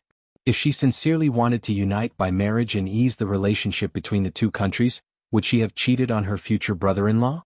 She married the second prince and became his princess consort. She had stirred up a lot of trouble over the years. It was a pity that the residence of the Count of Jinbei became the biggest cannon fodder. Princess Yaina was indeed the pearl of the 3 tribes of the northern borderline. She was quite intelligent. After becoming the daughter-in-law of the royal family, she quickly grasped the position of the second prince, whose mother's family did not have a high status. She coaxed him into submission and turned him into her mouthpiece in the Dongqing court. When Nanqing borrowed troops from Dongqing to repel the enemy, the second prince followed Princess Yaina's plan and recommended the residence of the Count of Jinbei. Their reasons were also very legitimate and even irrefutable. The descendants of the Count of Jinbei were good at war, and the old duke was a general who had never lost a battle. If they sent the elite troops of the Count of Jinbei to help Nanqing repel the enemy, not only could it show Dongqing's sincerity towards Nanqing, but it could also promote the might of Dongqing in front of other countries. There was nothing wrong with recommending the residence of the Count of Jinbei. The problem was that the person who prepared the supplies was the second prince, and the military supervisor was a eunuch who had a deep grudge against the Count of Jinbei. The soldiers were fighting at the front lines, but the rations at the rear could not be supplied. The reinforcements who were supposed to cooperate with the operation were always late, the injured soldiers did not receive the care they deserved, and there was often a shortage of rations and horses. The elites of the residents of Northern Marquis were tormented by such a sinister little trick, causing them to be extremely exhausted. In the last battle, the military intelligence was delayed, and 7 or 8 out of 10 elites were lost. The Count of Jinbei, who had suffered a great loss, was not only reprimanded, but also demoted and stripped of the commander's seal. Without the elite troops to rely on, and the commander's seal that even the officials were afraid of was taken away, the current residence of the Count of Jinbei was already at the edge of a cliff, in imminent danger. Although it would fall at any time, it would be smashed to pieces. If it weren't for the fact that the officials were afraid of their reputation, the residence of Count Jinbei would have completely disappeared from Dongqing. From this point of view, it seemed that Princess Yaina had done nothing, but Jiang Pingji did not underestimate her. The princess's contribution to the current situation in Dongqing's court was indispensable. Su Ku furrowed his brows, leaving a few shallow wrinkles. The real intention is revealed? Jiang Pingji smiled coldly. Isn't it? Most of the elites of the Count of Jinbei have died in the battlefield of Nanqing, which is equivalent to cutting off 30 to 40% of Dongqing's military strength. The remaining military strength is concentrated in the hands of the officials, the Meng family of Cangzhou and Prince Changshu. The 3 of them are not of one mind. Lang Jun is right. Lao Ai has misunderstood. Su Ku sighed and raised his hand to rub his forehead. He followed Jiang Pingji's train of thought and analyzed. There are many internal conflicts in Dongqing. If there is a scuffle, the 3 tribes of the northern borderline can reap the benefits. At the same time, there is the threat from the south. Back then, the 4 countries rushed to Nanqing's aid.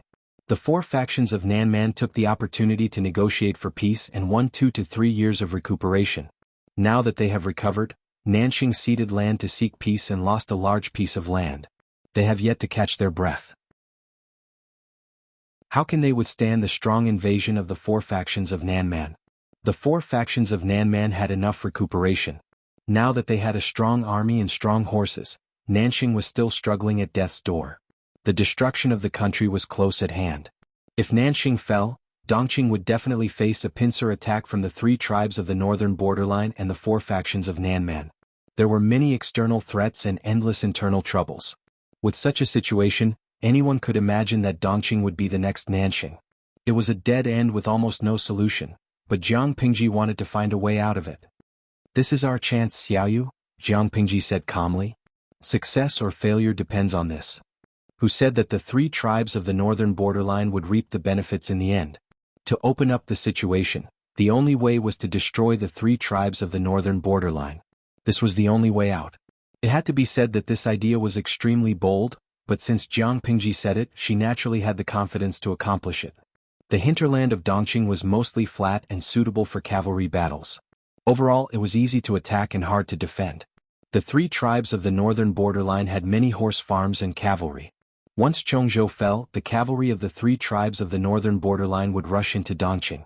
Based on the current situation, Dongqing would have almost no power to resist.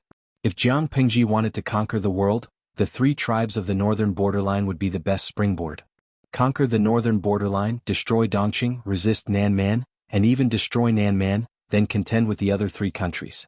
To achieve this goal, she still needed an extremely important chess piece. This chess piece must have the ability to help her restrain the nail that the three tribes of the northern borderline had planted in Dongqing, Princess and Yaina. Everything is ready. The only thing left is the wedding of the fourth prince, Wuma Jun. Jiang Pingji smiled mysteriously, but Suke did not understand. What did this have to do with the wedding of the fourth prince, Wuma Jun? Just as he was about to speak, Jiang Pingji's eyes turned cold, causing him to subconsciously swallow the words in his throat. After a while, footsteps were heard from outside. "Langjun, everything is ready." Taksha's gentle voice came from outside the door. Suke silently raised his eyebrows at Jiang Pingji and gave her a look. His Langjun was really amazing. The footsteps were so far away but she could actually hear them. "Yes, I'm tired. Go and prepare some hot soup and clean clothes.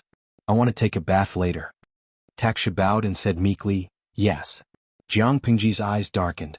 She stood up and took a box from the shelf in the study. "Let's stop here. Next, it's time for private matters." Jiang Pingji pushed the box in front of Su Ku and gestured for him to open it. Su Ku opened it according to her instructions. There was no gold, silver, or jewelry in it. There was nothing valuable either. There were only two dark yellow bamboo slips. Chapter 332. Suke took it out with trembling hands. There seemed to be an undercurrent under his calm expression. He almost couldn't hold back the trembling in his heart. His eyes were filled with tears. Jiang Pingji said lightly, "This is the contract between you and Xuanmei. Take it as a wedding gift." According to the rules of the ancient times, the children of slaves were still slaves. They were born as slaves and were even worse than ordinary people. Jiang Pingji didn't need to use the contract to control them. Their existence would also become their weakness. It was better to take the opportunity to solve it. Return the contract, get rid of the slave status and be considered good people from now on. I have never regarded you as a servant of the Liu family. This can be seen from the fact that I allowed you to call yourself Ke instead of slave all these years. Xuanmei is my personal maid, but I've always treated her like my own sister. We're not family but we're closer than family. Suku, I will be happy to see you marry her. However, if you become successful in the future, don't forget the relationship between you and her when you were young. Suku calmed himself down and suppressed the surging emotions in his heart. He bowed deeply to thank her. I will not forget today's promise. Jiang Pingji had warned him several times. How could Suku not understand her attitude of protecting Xuanmei? With this guarantee, Jiang Pingji reluctantly chose to believe him. However, the audience in the streaming room was worried. Lao Cg Lianming, #rubface. I feel that Suku has set up a big flag. Yinuagia Zhuge Qinma, I hope it won't be a slap in the face but it's a bit dirty. Matrimonial consulting lawyer, sigh. To be honest, based on my personal work experience, I don't think they will succeed. If Suku was placed in the modern world, he would be a future rich and handsome man with IQ, looks and the ability to work. Xuanmei was an ordinary girl with looks but average other conditions. Although they were a good match, their potential was different. Their social status in the future would also be different. Boji and Broom, it can't be that different. Xuanmei's backer is the streamer. Suku dares to do this?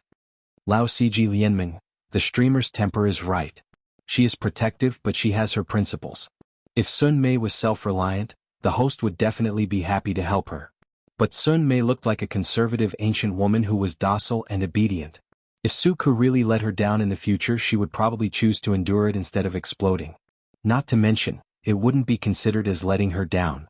After all, in the ancient era, one man had many concubines and it was legal to have concubines.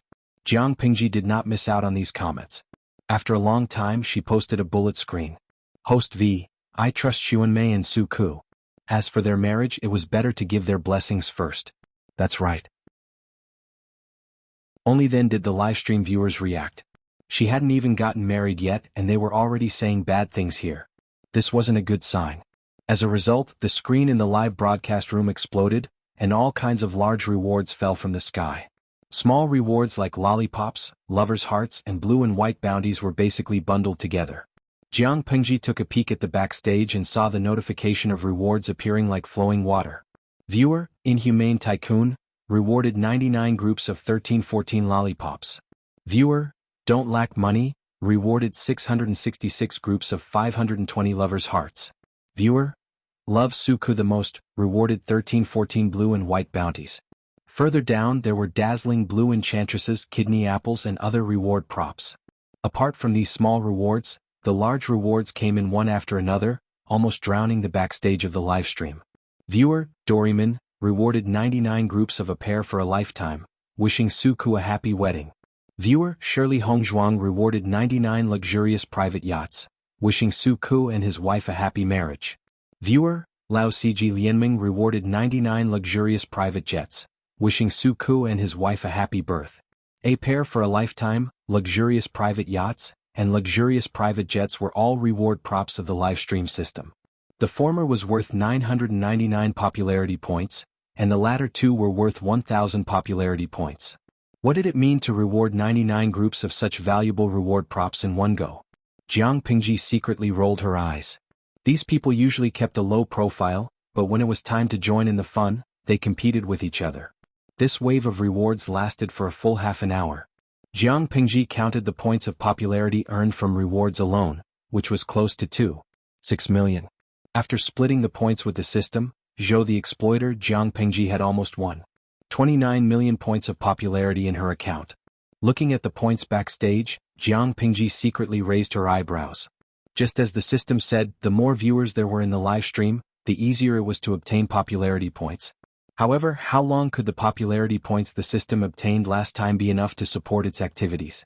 The live stream was already at level 4, which meant that the system needed more popularity points to maintain its daily operation. In the past few years, she had figured out the system's appetite, and controlling it was getting easier and easier. It was just a bunch of copied data. How could it escape her grasp? Host V, you're so generous? Is this considered generous?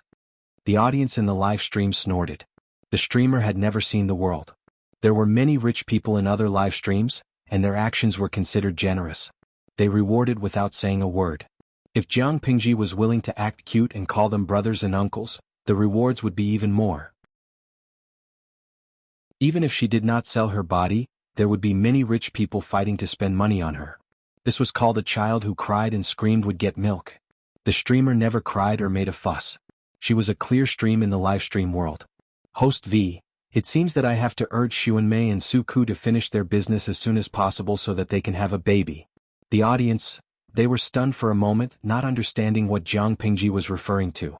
Very quickly, they realized that the unscrupulous streamer was already thinking about the money for the baby's milk powder and the baby's birthday party. Oh, they seemed to have forgotten something. Could Suku and Xuanmei receive the gift of the props rewarded to the streamer? The answer was definitely no. Jiang Pingji would not exchange the popularity points for real money because the system did not support it. However, as the head of the family, Jiang Pingji would naturally prepare a generous dowry for Xuanmei so that she could have a grand wedding. As for Suku, she would first give him a few years' salary in advance and organize a grand wedding. Compared to the complicated weddings of rich and powerful families, the weddings of ordinary people were much simpler. Suku and Xuanmei's marriage was approved by the head of the family. Next they could enter the main topic. However, Suku was a scholar and valued etiquette very much. Since it was a legal marriage, even if everything was simple, the 3 letters and 6 etiquettes could not be omitted. This matter was handed over to Suku's only elder, his widowed aunt, to handle. Xuanmei had stayed in Hejian to take care of Suku's aunt for many years. She had long regarded her as her own daughter, so she naturally paid attention to this matter. Jiang Pingji turned off the live stream and took a bath to her heart's content. Just as she put on her pajamas, the footsteps of a maid came from outside. Langjun, the dowry that Chongzhou prepared is here. Jiang Pingji smiled after hearing that. Chapter 333. A low-key and simple carriage stopped at the corner gate of the Lu residence. Lady Hui, we've arrived at the Lu residence. The servant girl's gentle voice came from outside the carriage, pulling Huijun back from her daydream. She pursed her lips and hid the excess expression on her face. She revealed the perfect smile that she had trained for years and got off the carriage. In front of her was a completely unfamiliar mansion. If it had been a few years ago, she would still have been a lowly prostitute who could be humiliated by anyone. She could have any man for a copper coin. She would have been chased away and insulted by the servants if she had even gone a little closer, not to mention entering such a luxurious mansion. Lady Hui, the servant girl called out. I'm fine. I'm just overjoyed at the thought of seeing Langjun soon. The current Huijun smiled shyly. She pressed down the heavy curtain and covered her entire face. Then she handed her hand to the servant girl and let her enter the corner gate. She knew that she was the dowry of the daughter of a concubine in the Lu residence, but she only looked at the energy and investment that the Lu residence had invested in her over the years. Her food, clothing, and shelter were all luxurious. Someone even personally taught her how to read and write, taught her how to evaluate paintings and poems, and told her the rules and taboos among the aristocratic families. Therefore, she did not think that she would only be a dowry who helped others win the favor of her husband. She kept a low profile all the way to a courtyard. Huijun saw the second legitimate son of the Lu residence, whom she had met a few years ago. Jiang Pingji was also stunned when she saw Huijun. Even she did not expect that Akeo, who had been carefully raised for a few years, would grow into such a peerless beauty. Her hair was as black as ink, her eyebrows were lightly swept, and the jade hairpin in her hair swayed rhythmically. She was beautiful. It seemed that even such boring swaying had become meaningful. She walked with a myriad of postures. Her graceful appearance was like a green willow that had just sprouted in the warm spring. It was unforgettable. She was no longer thin, pitiful, humble, and cowardly. Instead, she was gentle, tranquil, and elegant. A girl changes 18 times between womanhood and womanhood. The saying is true. Jiang Pingji looked at Huijun with a gaze that admired a beauty. She was indeed a rare beauty. She was not beautiful enough to captivate birds and beasts, but she could still topple a city. Huijun tried her best to stop her spine and used everything she had learned over the years. Although she looked calm on the surface, her heart was pounding like thunder. Her palms were sweaty and her back was stuffy. Her breathing quickened. It was as if the air had become thin when she saw Jiang Pingji for the first time. Huijun leisurely sat down and revealed her most perfect smile. She bowed in a textbook manner. Servant Huijun greets Langjun. Don't be so nervous. Jiang Pingji laughed involuntarily. Huijun's demeanor made her feel like she was the dean, while Huijun was a nervous student waiting to be inspected. You've done very well all these years. The promise I made to you all those years ago still stands. Huijun secretly heaved a sigh of relief. Only now did she realize that her back was drenched in sweat. Since that's the case, can Langjun tell Huijun what you want me to do? She looked at Jiang Pingji with her clear eyes. Even though the years had worn away the timidity in her bones, she always felt ashamed of her inferiority in front of Jiang Pingji. She wished she could bury herself in the ground so that Jiang Pingji would never see her again. Jiang Pingji tapped on the table. The sound was especially obvious in the quiet room. Will you be the demoness who brings disaster to the country? The demoness who brings disaster to the country? Huijun was stunned. Before coming to the Lu residence, countless thoughts had popped up in her mind. But no matter how she guessed, she could not even get close to the truth. Huijun smiled bitterly. All the women in the world, even if I'm as impure as I am, will not voluntarily admit that my appearance is inferior to others. However, the demoness who brings disaster to the country. I have some good looks, but I don't have the confidence to compare to the 3,000 beauties in the inner court of the palace. Jiang Pingji nodded. That's true. Huijun was indeed very beautiful, but this kind of beauty belonged to the human world. If one worked hard, one could find a beauty who could compare to her. When Huijun heard this, her heart felt as if it had been pricked by a needle. It hurt faintly. At that moment she heard Jiang Pingji say, "But I'm asking if you are willing to be the demoness who brings disaster to the country, not anything else." Huijun hurriedly replied, "Of course I am willing." Perhaps it was because she had been humiliated since she was young and had tasted sorrow, but Huijun had always longed for someone to save her from this sea of suffering. The person in front of her had done it. That year she had personally killed the ruffians who had bullied her in the mass grave. She had secretly made up her mind.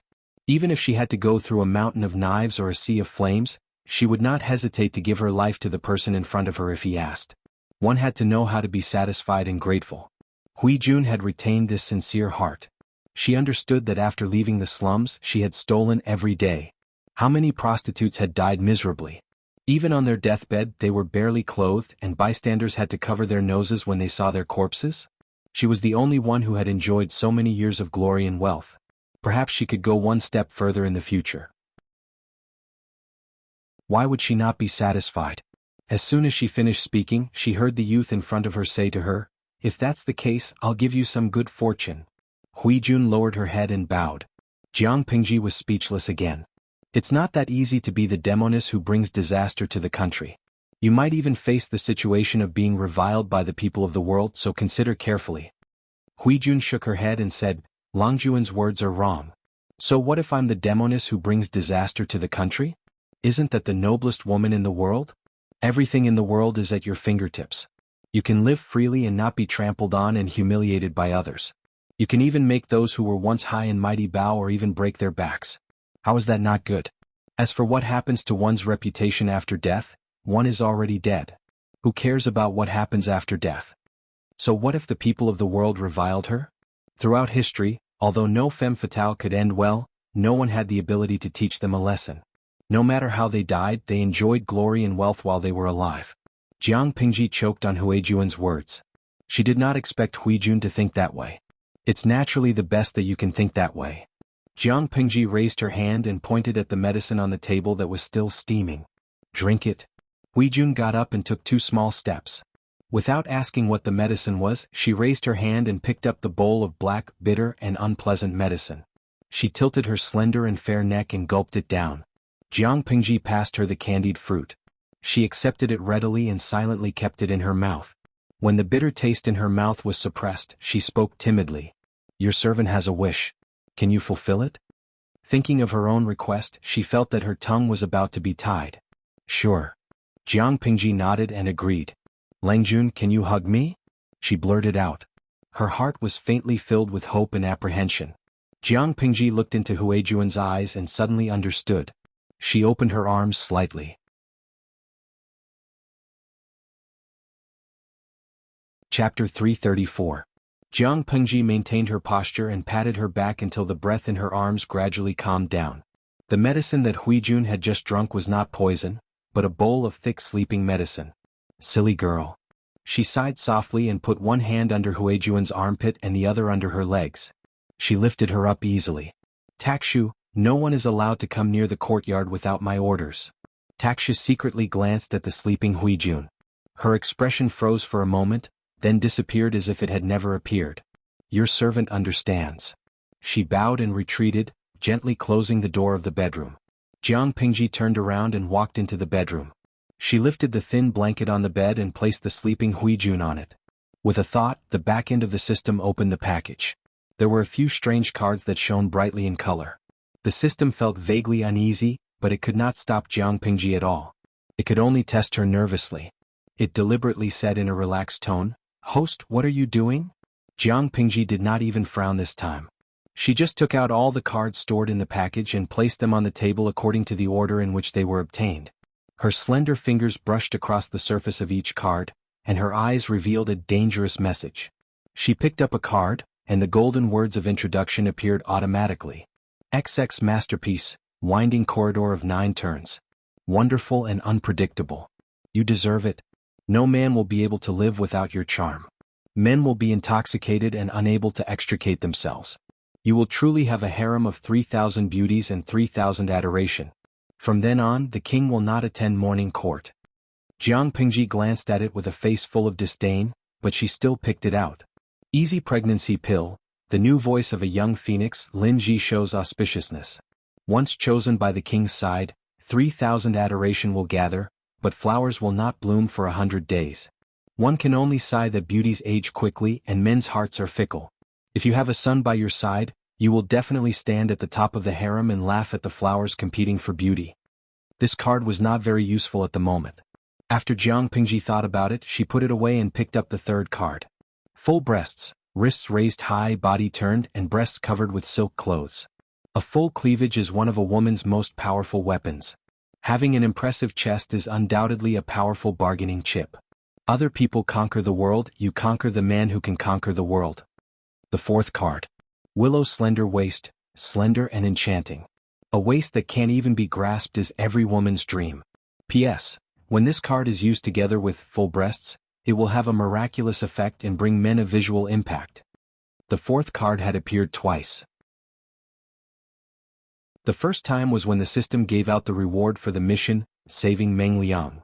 But Jiang Pingji didn't care about the system at that time, so she killed Meng Liang and failed the mission. Later, in the semi-interactive livestream mode, Jiang Pingji started the livestream mission. After completing the mission, she drew a card from the silver chest. The system lived up to its reputation as a harem drama streaming system. It understood the essence of the appearance association, and most of the rewards it gave were to improve one's appearance. Apart from that, there were also quite a number of limb correction devices such as this one. Straight jade legs, long and slender, perfect and flawless. Another example, snow white wrist, slender like a willow, elegant and alluring. Not only did it improve one's appearance, but it also enhanced one's temperament and charm. Cold and aloof, seductive to the bone. After using it, one will have the cold and elegant temperament and natural charm of the goddess of the ninth heaven. Jiang Pingji was also confused by the description of the card. Was her language bad or was the system contradicting itself? Actually, that was what the system wanted to express. A cold and aloof fairy in front of others but a slutty woman in bed? But that was not the main point. Jiang Pingji had always thought that it was the most shameless of all the cards. Eternal Virgin. Use this card and you will have the firmness of a virgin. When used together with XX Masterpiece, both of them will have a qualitative improvement, allowing a man to enjoy eternal happiness. The Emperor loves color. A moment of freshness won't make him linger on you. Only by being fresh all the time can his heart and body be attached to you, so that the Emperor's favor in the harem will never fade. Other than that, there were other cards with different functions. For example, she had delicate snow-white skin, silky black hair, light pink fingernails, cherry blossom-colored lips, mesmerizing eyes, long and thick eyelashes like a small fan, slender and sensitive neck. Jiang Pingji did not slack off in the past few years. She did live streaming when she needed to, and she did it in whatever mode she needed to. With such diligent work, she gradually accumulated a large pile of cards over the years. At the beginning, the rewards given by the system were more expensive. As time went on, the cards that were drawn became more and more ordinary. Basically, they only modified and optimized parts of the body, while some increased some charm. Jiang Pingji did not expose the system and pretended that she did not know. System, you're so smart. Why can't you guess what I'm going to do? Jiang Pingji sneered coldly and mocked. We've been tied together for almost 4 years. Don't you know me well enough after such a long time? Do you think I'll use these cards on myself? Of course, I'm not taking them out to admire the contents. Guess what I'm going to do? System, it did not dare to guess. Jiang Pingji said, I remember I asked you before. These cards do not take effect instantly. No matter how powerful the system was, it could not complete plastic surgery for someone in an instant. According to Jiang Pingji's knowledge, the effects of all cards were slowly modified based on the user's foundation. The length of the modification depended on the final effect. For example, temperament modification, most of them only required 1 or 2 days. Others required 10 days to half a month. The system did not want to say anything, but Jiang Pingji's actions made it anxious. Host, using items produced by the system on someone other than the host is against the relevant regulations of the system. Jiang Pingji sneered coldly and threw out a card. The system looked at it and was suddenly speechless. The content of the card was a little ridiculous. Yang Baoxiang, natural body fragrance. When a man smells it, his sexual desire will increase greatly. It can increase the pleasure of a couple's bedroom and make a man not impotent for a long time. The card used a woman's body as a carrier, but the one who benefited in the end was the man. Strictly speaking, it was considered to be used by someone other than the host. Jiang Pingji carefully studied the original contract. There was no such clause. The system's words could deceive unfamiliar people, but to deceive her? The system tolerated it and finally chose to curl up. It was powerless to stop Jiang Pingji's actions.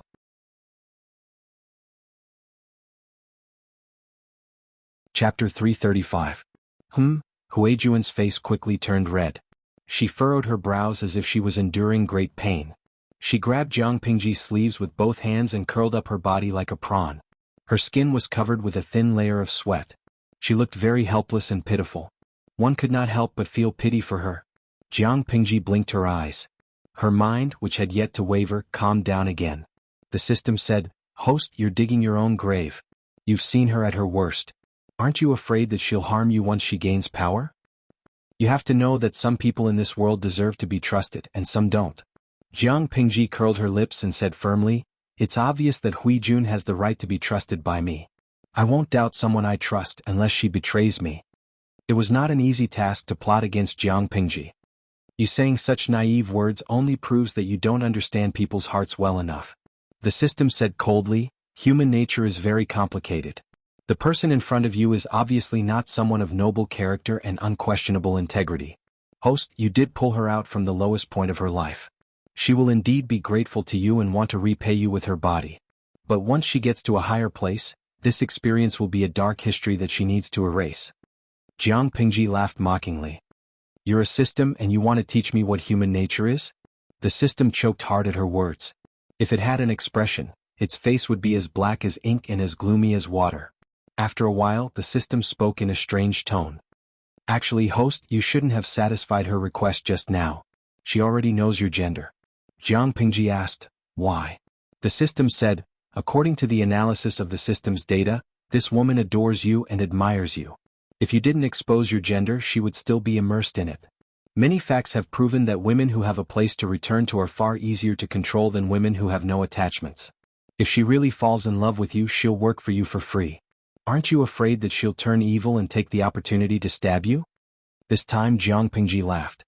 She thought she was shameless enough, but she didn't expect the system's true colors to be so hateful. "I think you seem to have misunderstood." Jiang Pingji shook her finger and said seriously, "First of all, it's a fair deal between me and Huijun. I'll give her glory and wealth and help her pave the way to the top. In return, she'll work for me and help me achieve my goals. It's only fair. If he used fake feelings to deceive and restrain her, it would be considered as emotional fraud. In my opinion, this is a method that only scum would choose." The system said that Huijun was in love with her, and Jiang Pingji could tell. It was precisely because of this that she agreed to Huijuan's request in order to sever her thoughts. It would have been fine if he didn't know about it. However, he clearly knew that Huijun was interested in him, yet he pretended not to know about it. He allowed the other party to carry the misunderstanding and become the bride of the Lu residence's younger sister's concubine. According to the plan, he would walk the path of a demoness who brings disaster to the country. If he wasn't scum, then what was he? Jiang Pingji didn't have any moral values, but she couldn't bring herself to bully the feelings of the weak. On the other hand, the system that made such a suggestion, that's all you've got. There was nothing to fear. Huijun slept soundly for the entire night, almost dreamless until daybreak. Ever since she could remember, she didn't know that she could sleep so peacefully and so relaxed. She got up in a daze, and the unfamiliar blanket covering her slid down as she moved. She couldn't help but be startled. Looking around, she realized that the furnishings were very clean and neat, and there was a faint fragrance of incense in the air. It didn't look like a lady's boudoir at all. "Are you awake, miss?" An unfamiliar female voice came from outside the room. Huijun pursed her lips and said cautiously, "Yes." She had already guessed who the room belonged to. Taksha pushed the door open, and a few maids followed behind her. They carried copper basins, towels and other things and silently helped Huijun wash up. "Miss, you're really pretty." One of the maids was stunned and couldn't help but murmur. There was a hint of infatuation in her eyes. Huijun frowned, feeling puzzled. She knew that she was pretty, but it shouldn't be to the extent that the servants of the Lu residence would be so dazed, right? Looking at the lady in the mirror, Huijuan's eyes were filled with hesitation. Her face was still the same and her facial features were still the same, but for some reason, there was something more than the day before that made her even more bewitching. After washing up, Huijun secretly calculated in her heart, feeling a little apprehensive. Your servant offended you yesterday, Langjun. Please forgive me. When Huijun appeared on the screen of the streaming room, Jiang Pingji seemed to hear countless howls of wolves. She smiled. She wasn't attracted by that bewitching aura, and her eyes were still clear. You're not guilty, so why do you need to forgive me? Do you want to sit down and eat with me? Your servant will boldly accept your invitation. In ancient times there were very few varieties of breakfast.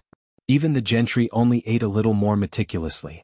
However, the audience in the streaming room expressed that even if they had watched it for a few years, they still wouldn't get tired of it. Moreover, there was a classical beauty today. She was a feast for the eyes and they could eat a few more meat buns just by looking at her. The two of them finished their breakfast in silence, and Jiang Pingji dismissed the other servants. Do you know what to do in the future? Huijun thought about it and said, help the second Yangzi gain favor and fight for the fourth prince's favor? After all, she was a bride accompanying the bride. Apart from that, she really didn't know what else she could do. However, if that was all, it wouldn't explain the amount of effort the Lus had invested in her. No, in fact, this has nothing to do with my sister, Jiang Pingji said calmly. Nothing to do with it? Huijun heard that and her heart skipped a beat. She vaguely understood something. She didn't know about the fight for the throne, and she didn't know which prince was more likely to ascend to the throne in the future. However, since she was going to be a beauty who brought disaster to the country, she would naturally be by the emperor's side and attract all of his attention. She wanted him to be infatuated with her, to the point where he would disregard the laws of the country. The Lus had arranged for her to be a bride accompanying the bride. It was probably not to invest in the fourth prince. Your servant heard that the emperor is in good health. She probed. The emperor was in good health, which meant that the emperor had many more years to live. It wouldn't be the time for the princess to covet the throne. If she guessed correctly, she wanted her to seduce the fourth prince and use Wuma Jun to go to the emperor's side? Huijun's eyes flashed and her expression changed slightly. Jiang Pingji knew that she had guessed the truth. She nodded slowly. Your servant understands. She took a deep breath and showed the expression of a brave man who had made a decision.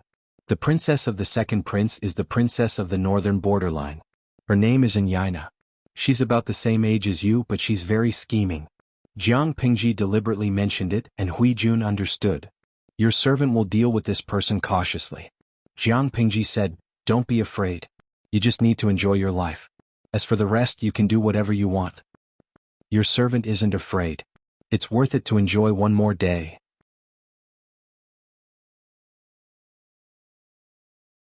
Chapter 336. Protect her? At a time when she had become the real demoness who brings calamity to the nation, when everyone in the world wished to eat her blood and eat her flesh, Huijun didn't say a word. Her watery eyes flickered with complicated emotions. Huijun wasn't willing to believe such a beautiful promise, but her heart betrayed her rationality in an instant. Jiang Pingji added, as I said, this is a fair deal.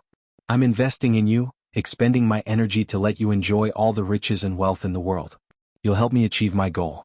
After this is done, I naturally have the responsibility to ensure your safety. Because of Jiang Pingji's promise, the bullet screen in the streaming room changed its style. Previously they had been sucking up to Huijuan's peerless beauty, but now they were cheering Jiang Pingji on. Zwizen Beishijing, su su su su su crispy heavens. Streamer, do you still need someone in your harem? Someone who went to college and knows how to code? Wei Dashin Yunji, the streamer is really amazing. She's so broad-minded. I feel like I'm about to be conquered by her even through the screen. Suiwa Zaiji Lusher, #facepalm. I think so too. The host was clearly not flirting with him, but he felt like he had been flirted with. Linglong Mibao, although I think that the streamer is just fulfilling the terms of the transaction contract, it's really good. Dora aiming. Sigh, since ancient times there have been many people who used women to mess up the imperial court and then burned the bridge after achieving their goals. They should all learn from the streamer. Thinking about how those guys would throw the pot at a femme fatale, I would still choose the streamer. It was a fair transaction, ensuring the interests of both parties and abiding by the terms of the contract. It felt so refreshing. Of course, among the 150,000 viewers, there were bound to be some who disliked Jiang Pingji. Wu Qingxian, #picknose. Promises that aren't fulfilled are just bullsh *t. Who knows how she'll burn the bridge after crossing it? Ishuang chopsticks, what's Su exploding heaven? I feel so embarrassed. I just think it's disgusting and pretentious. Only a fool would believe it. Sans Hisong Shuningsher. To the commenters above, just because you can't do it doesn't mean that the host can't do it. Let me return a sentence to you. The host's words are a promise, but is your malicious speculation the truth? His face was as big as a basin. I don't know if the host is Su or not, but I know that she is very responsible and broad-minded. Of course, a man who dared to point his sword at the throne couldn't even protect a woman? Huijun did not know that there was an audience watching the live broadcast, nor did she know about their comments. She was not a fool, but she still chose to believe them. Since you've said so, your servant will wait for Longjuan's arrival at Shangyang Palace. Before that, she wanted to live well and live more freely than anyone else. All right. Jiang Pingji scrutinized Huijuan's appearance. Those cards did not take effect instantly. There was a buffer period in between, and the user's original appearance would gradually change. The first to take effect were the temperament and minor adjustments cards. The current Huijun already possessed a mysterious aura that bewitched people with every move she made. Her eyes also had a deep allure to them. If one was not on guard, it would be very easy to be attracted by her. Cover your face with a veil for the time being. Wait until my stepsister and Wumajun. Then you will look for an opportunity and wait for the right time to act. Huijun nodded. Your servant will bear that in mind. As long as she firmly hooked onto Wumajun and won his favor, Huijun did not believe that she could not find an opportunity to get close to the emperor. Jiang Pengji thought of a certain detail and mentioned it to Huijun, lest she break a taboo in the future and be harmed instead. Your appearance is very similar to the white moonlight in the emperor's heart. Use this well. It may become a sharp weapon for you. If you can replace the white moonlight, that would be the best. Jiang Pingji smiled coldly and said to Huijun, of course you don't have to deliberately imitate that person's words and actions. After all, a substitute can never replace the original. Only by becoming another white moonlight, the beloved of the emperor, can you gradually erase everything that the previous person left in the emperor's heart. As for how exactly to do it, you're so smart. You can figure it out yourself. White moonlight. Huijun did not understand. She did not understand what the term meant. A sweetheart that one wishes for but cannot get. Or, in other words, one has already obtained but has no choice but to give up for some reason. Huijuan's eyes widened in surprise. In the hearts of the people, the emperor was the most omnipotent person in the world. There was actually a person in this world that the emperor could not obtain? Oh yes, after you enter the palace, remember to secretly investigate the Wang family. The late Wang Guifei was the birth mother of the fourth prince. Wumajun Huijun silently remembered all of this. She tilted her head, her eyes filled with doubt. I wonder what kind of temperament the white moonlight in the emperor's heart has? Jiang Pingji thought about it and said, probably the kind of weak woman who can't breathe without a man. Your servant understands. Since the white moonlight was a gentle fairy, Jiang Pingji would take the bold path and be a seductive enchantress. After temporarily settling Huijuan's matter, she rummaged through her little treasury and picked out many good things for Xuanmei's dowry. As she was listing out the items, Takshu, who was outside the house, pushed the door open slightly. She bowed and said, Langjun, the second Nyangzi requests to see you. The second Nyangzi? That stepsister? Jiang Pingji frowned. She rummaged through Lu Shi's memory and could only find a vague young figure. Although they lived in the same house, Lu Shi had almost zero contact with his stepsister. After Jiang Pingji came here, she had never seen her. Later, she went to Langyi to study, so she had never seen the legendary second Nyangzi of the Lu residence. Let her come in. Jiang Pingji tidied up the table. Not long after, light footsteps and the rustling of clothes came from behind the screen. When she saw her stepsister's face, she suddenly smiled. She completely understood Lu Shi's intentions. Why did he insist on marrying her stepsister to Wumajun? Have a seat, we're a family, there's no need to be restrained. The second Nyangzi sat down according to her words. She looked at Jiang Pingji for a long time without speaking. Her gaze was timid, as if she had been bullied. The two of them looked at each other. Neither had the intention of taking the initiative to break the silence. In the end, it was the stepsister who could not bear it anymore. She nervously twisted her handkerchief and secretly bit her lower lip. Brother Shi, I'm here today, for a favor. What is it? I'm about to marry into the royal family, but my birth mother still has no status. Jiang Pingji interrupted her and said, and then? Brother Shi, can you write a letter to father? My identity in the residence is rather awkward. If I marry into the royal family which has strict rules, and someone uses my birth mother's matter to poke my nose, father and brother Shi will lose face, won't they? Jiang Pingji narrowed her eyes and looked at her stepsister. Whether her words were true or false, could not be hidden from Jiang Pingji's eyes.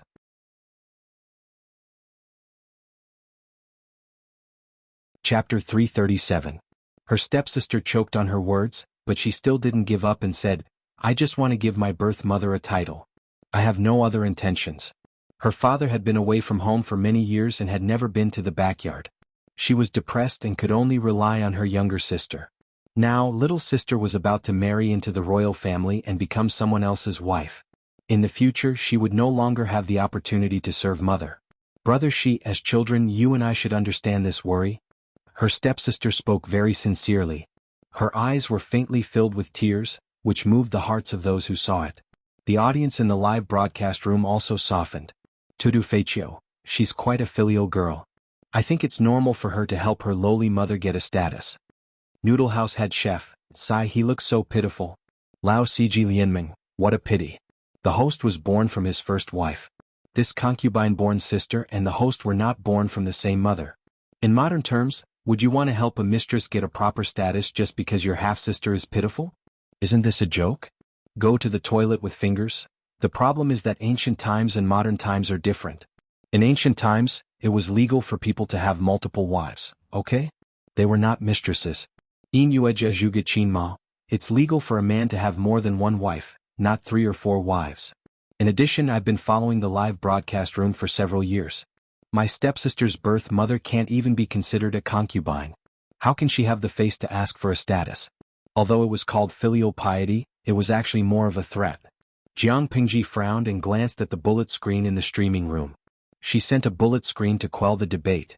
Host V, my stepsister is not my biological daughter, she was adopted. She didn't know, but her biological mother definitely knew. Naturally, she wouldn't urge her to ask for a title. This could only be her own idea. If she was really filial, she could have written a letter to her father after she got married. She hadn't even gotten married yet she came to me to tell me about this. In the name of filial piety, it was actually a threat. How could her thoughts be pure? She was Lu Shi's only legitimate son, but she was now 15 years old.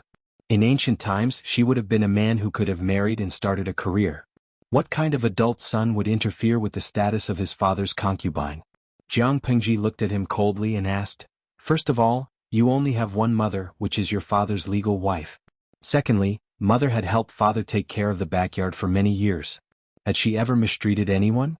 If your words spread out, are you trying to accuse mother of being unjust, saying that she was harsh and sinister? His sister's face turned pale and she did not dare to speak again. Jiang Pingji took out a booklet from the table and threw it to her. She said, This is the list of dowry that I prepared for you. It's more than enough. You don't have to be petty with me. You can go and look at the other concubine daughters. Which one of them has such a generous dowry? Marrying the 4th prince was the best marriage that father had planned for you. Mother was afraid that you would feel inferior and think too much, so she opened the treasury to prepare for your marriage. His stepsister's face looked as if it had been painted with several layers of lime water. It was deathly pale, and her eyes were filled with terror as if her thoughts had been seen through. Jiang Pingji squinted her eyes and said in an impolite tone, Don't think that the manor lacks anything from you. I don't owe you or your birth mother anything. You are going to marry into the royal family and have a meteoric rise, but so what? You said that as a child I should understand your filial piety, but you are also going to be a wife. Shouldn't you understand the feelings of a legal wife? A mere concubine's daughter is going to marry into a noble family. A large amount of dowry has been set aside for her marriage, and you still have to promote a thorn in your side to disgust yourself. How can mother keep her face? His stepsister picked up her dowry list. She did not look at the contents listed at the back, but the items at the front were enough to dazzle her. Just as Jiang Pingji had guessed, his stepsister came this time with her own intentions. She reminded Lu Shi and his son not to forget that she was going to join the royal family. She represented the face of the Lu manor, so the dowry list could not be too small. If it was not enough, she should be given a good reputation. Even if she could not be recorded as a legal mother, she should be given the status of a concubine to her birth mother. Jiang Pingji said leisurely, You are a young lady who is going to get married. Don't meddle in the affairs of father's backyard. After she finished speaking, his stepsister was filled with joy and fear. She casually found an excuse to return to her courtyard. Looking at her stepsister's back as she left, Jiang Pingji raised her eyebrows and threw the matter to the back of her mind. In another place, Su Ke's aunt happily chose an auspicious day. The tailor was measuring Su Ke's figure. Aunt, choose an early date. It's best to get it done within half a month, Su Ke said. His aunt was doubtful. Half a month? That's too rushed. Xuanmei will be treated unfairly. It took a lot of time to complete the 3 letters and 6 rituals. If they were to prepare for marriage within half a month, it would inevitably be simpler. Su Ke said helplessly, if we don't get married within half a month, I don't know if there will be a chance in the future. What do you mean? His aunt was puzzled. She immediately thought of something. Is it possible that Xuanmei is unwilling? Or do you want to change your mind? No. Su Ke frowned and comforted his aunt. It's just that the current situation is unforgiving. Lang Jun has great ambitions, so Ke naturally has to follow by his side. This time, Lang Jun will send the second mother of the main family to Shangjing to get married. I'm afraid there will be other variables. If we're unlucky, we won't have peaceful days in the next few years. I'm afraid that Xuanmei will be delayed. So, Ke thinks it's better to get married first. His aunt did not know what the variables were, but she knew that Su Ke would not joke about such things. She was suddenly in a dilemma. Su Ke said in a low voice, after we get married, I'll compensate her properly. His aunt's face turned cold. She understood that according to Su Ke and Xuanmei's age, they really could not be delayed any longer. After a long time she said, forget it. We're ordinary people. We just want to have a lively and festive event. We can save the unnecessary formalities. Looking at the time, there was a good day in 11 days. If Xuanmei agrees, then it's settled. But you have to compensate her properly in the future. If you mistreat her, I'll be the first to not forgive you. Su Ke nodded. Don't worry, Aunt. I know. Although the wedding was a little rushed, it was not chaotic. On the day the dowry was shown, the generous dowry that Jiang Pingji prepared for Xuanmei made the neighbors jealous. All the neighbors said that Su Ke was very lucky to be able to marry such a beautiful woman. Jiang Pingji even used Su Ke's wedding as a semi-interactive livestream. She explained the wedding process in detail to the livestream audience. On that day, there were especially many livestream audience members who sent gift money. The gifts almost flooded the backstage. 3 days after the wedding, Jiang Pingji did not disturb the two of them and let them continue to be intimate. But time flew. Xuanmei, who was dressed like a married woman, had already prepared the wedding gifts for her newly married husband. The two of them sat on the couch and looked at each other in silence. There was no other newlywed couple like them, who had to be separated after a few days of marriage. After thinking for a while, Xuanmei said, be careful when you're outside. I'll take care of everything at home. Su Ke nodded and held her hands with both of his. He said guiltily, I'm sorry. That's good. After all, this is my own choice. I'm afraid that in the future, my husband will find out that I'm not what I look like and dislike me. Xuanmei's lips moved. Her eyes were filled with hesitation. After a long time, she actually took the initiative to hug Su Ke's waist. Also, Never let Lang Jun and Taksha be alone. Su Ke was dumbfounded. You're tuning in to the Dreamy Chapters YouTube channel? We're so grateful for your support, and don't forget to subscribe to join us on this incredible journey through captivating stories. Your generosity through donations truly makes a world of difference, as it's the primary source of revenue that allows me to expand and enhance this channel for you. Thank you from the bottom of my heart for being a part of this adventure.